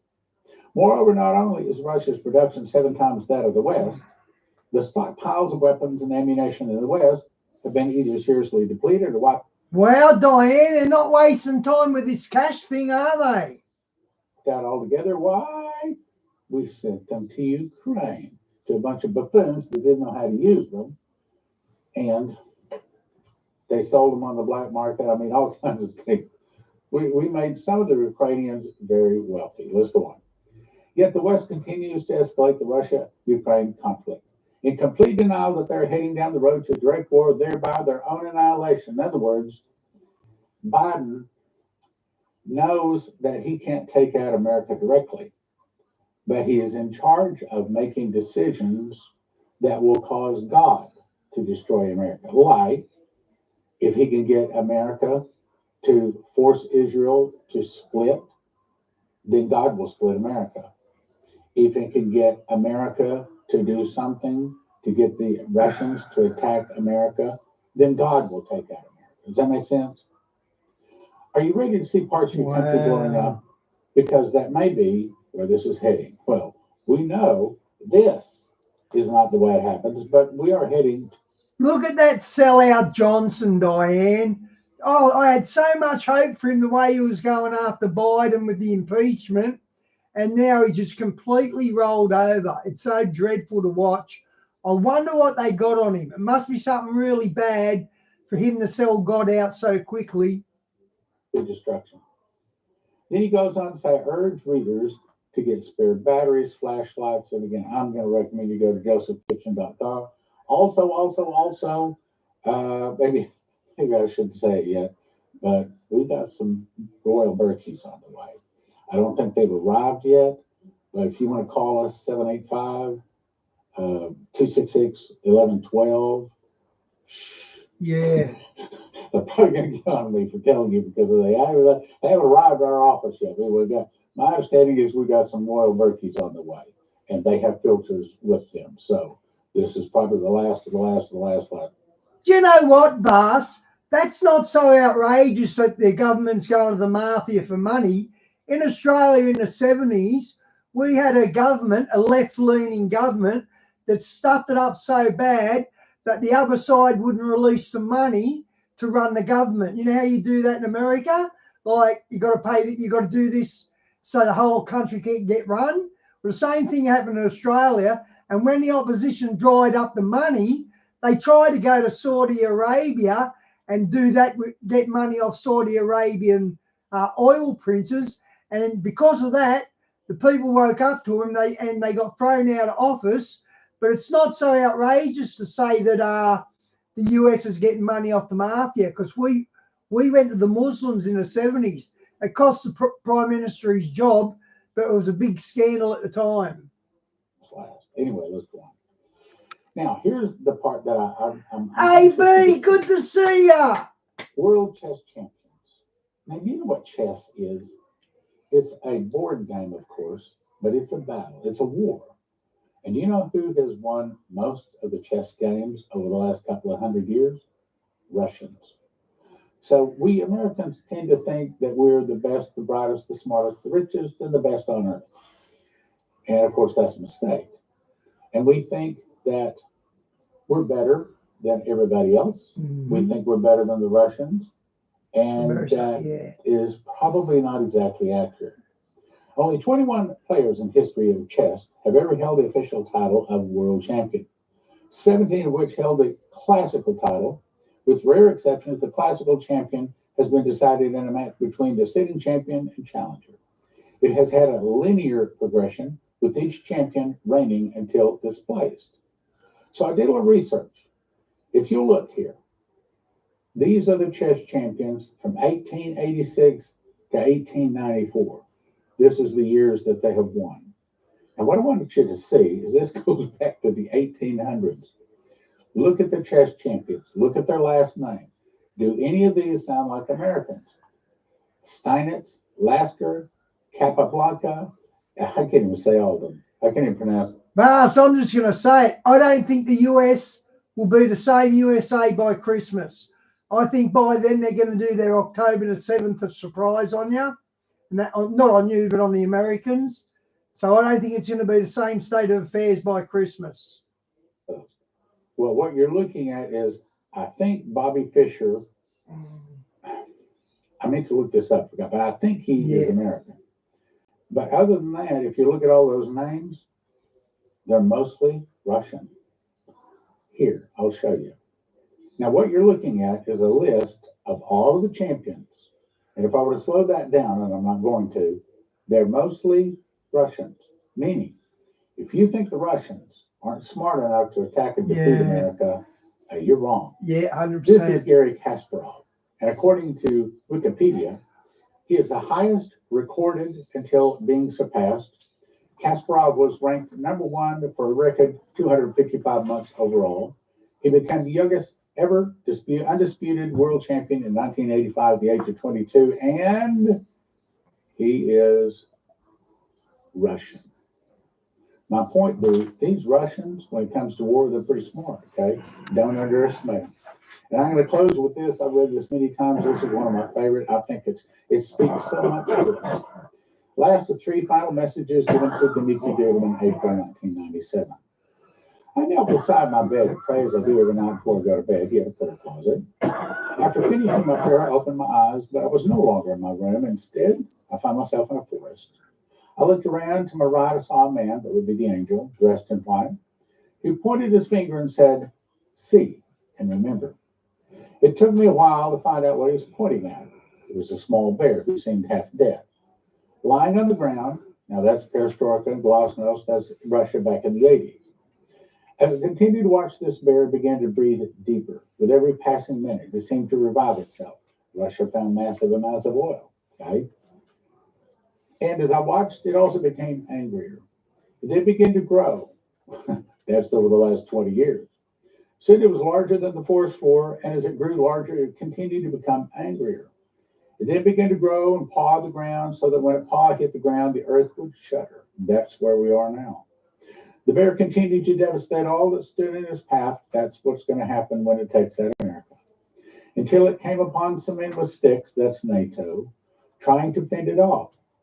By this time, the bear had grown so large it simply crushed the men underfoot and continued to rampage. That's what it's going to do to NATO. That's what it's going to do to all of the nations that come against it. I was stunned by what I saw and asked the man standing beside me, "What does all this mean?" At first, they thought the great bear was dead. That's back in the 80s. The man said, as it will begin to stir once again in the early 2000s, they were considered harmless. But now, in the last 20 years, suddenly it will grow strong, once more with purpose and violence. And we are making the bear angry with what we're doing. Biden is sticking his finger in the eye of the bear. Then, Virginia Bolday, his daughter, 1997, I heard my father's voice in the early morning hours. I saw something, I heard him say. I got my recorder, went to his bedside, but he wouldn't let me record it. He said, "The Lord showed me a very large bear, as big as a building, begin to do battle with an unarmed man." That's NATO. Okay, so it's not America. America's out in 1 hour. That's NATO. Do battle with an unarmed man? That's NATO. Do you see what I've shown you? A voice said, "This is how it'll be when the hardships come over America. No one will be able to defend her." Why? Because she's taken out in 1 hour. Why? Because God does it. Why? Because of our sin. Why? He has prepared this. He's taken our weapons away. We've sent them over to Ukraine. We haven't replenished them. Only those that trust in me will be spared. Everything will start as a heavy rain on a sunny day when you least expect it. Stan, what do you think? Well, here's what I think. I don't think that 2024 is the year of the start of the internal revolution, but I could be wrong because, the angel was very specific. When he came to Dimitri, he said, "You have 4 more years to carry Bibles. I will be ahead of you, and I will follow them step by step. And when they see they can't catch you, they're going to kick you out of your country." And he told them the year, month, day, and hour he would be exiled to America. Why do you tell him that?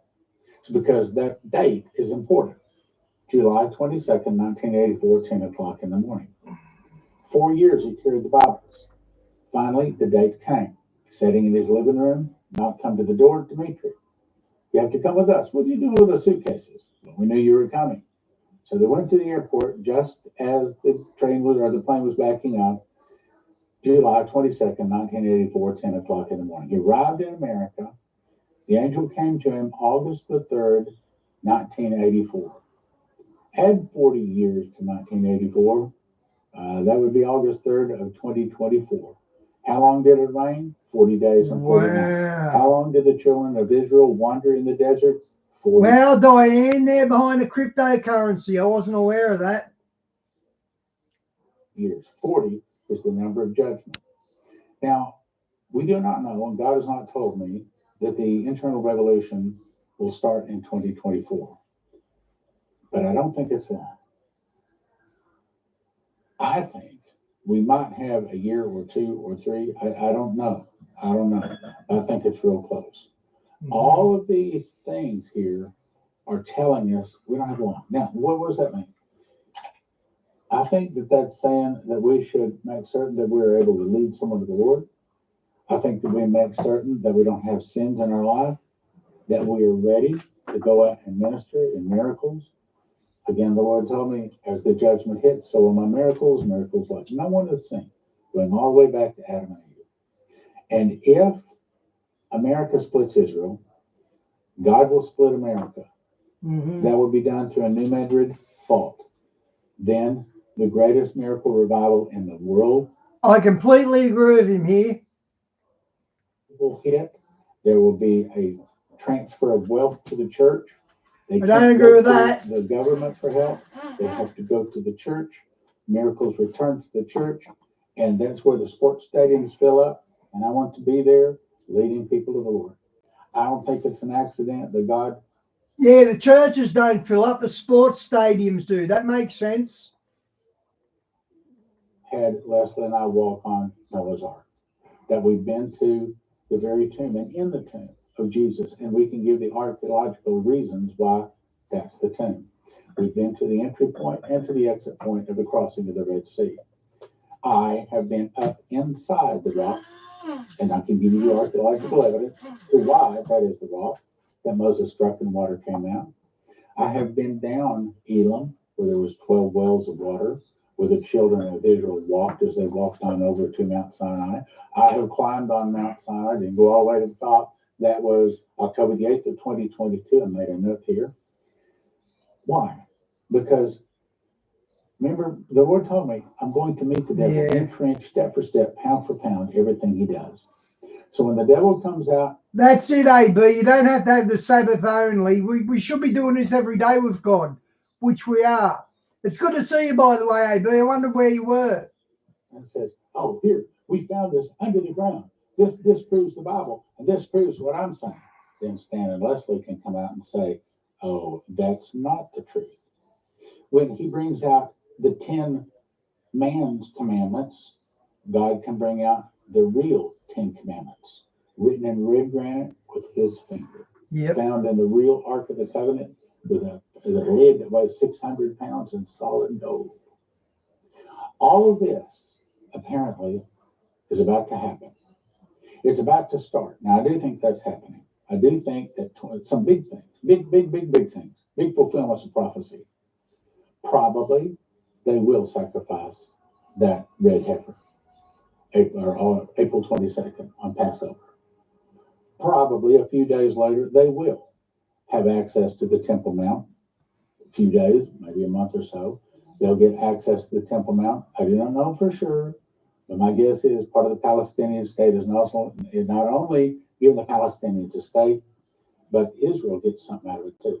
They get access to the Temple Mount, but then the Arabs get something out of it. They get their four-nation confederacy, the Daniel 7:6, the 4 wings of fowl on the back of the leopard. Each one of them has a leader. That's the caliphate. They'll form a caliphate because you got to have the third beast before you can have the fourth beast. The fourth beast is world government.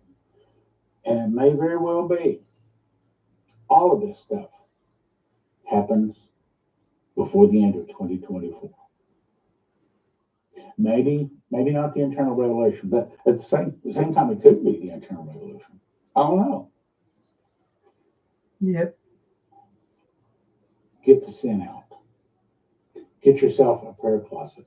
Matter of fact, I'd recommend you go to watchprophecyclub.com. Our body's our church, Diane. We're the temple. Building your prayer closet. Of the 37 DVDs I have made, it still to this day is the most popular one. When I got done making that DVD. Okay, guys, I'm out. God bless. I'm going to do that now. You see TV, what Vars posted today. That's tomorrow's video to start off with. Okay, guys, God bless. See you tomorrow. No one clapped. I thought, man, I didn't do good at all. And they turned the cameras off. And I said, there was an old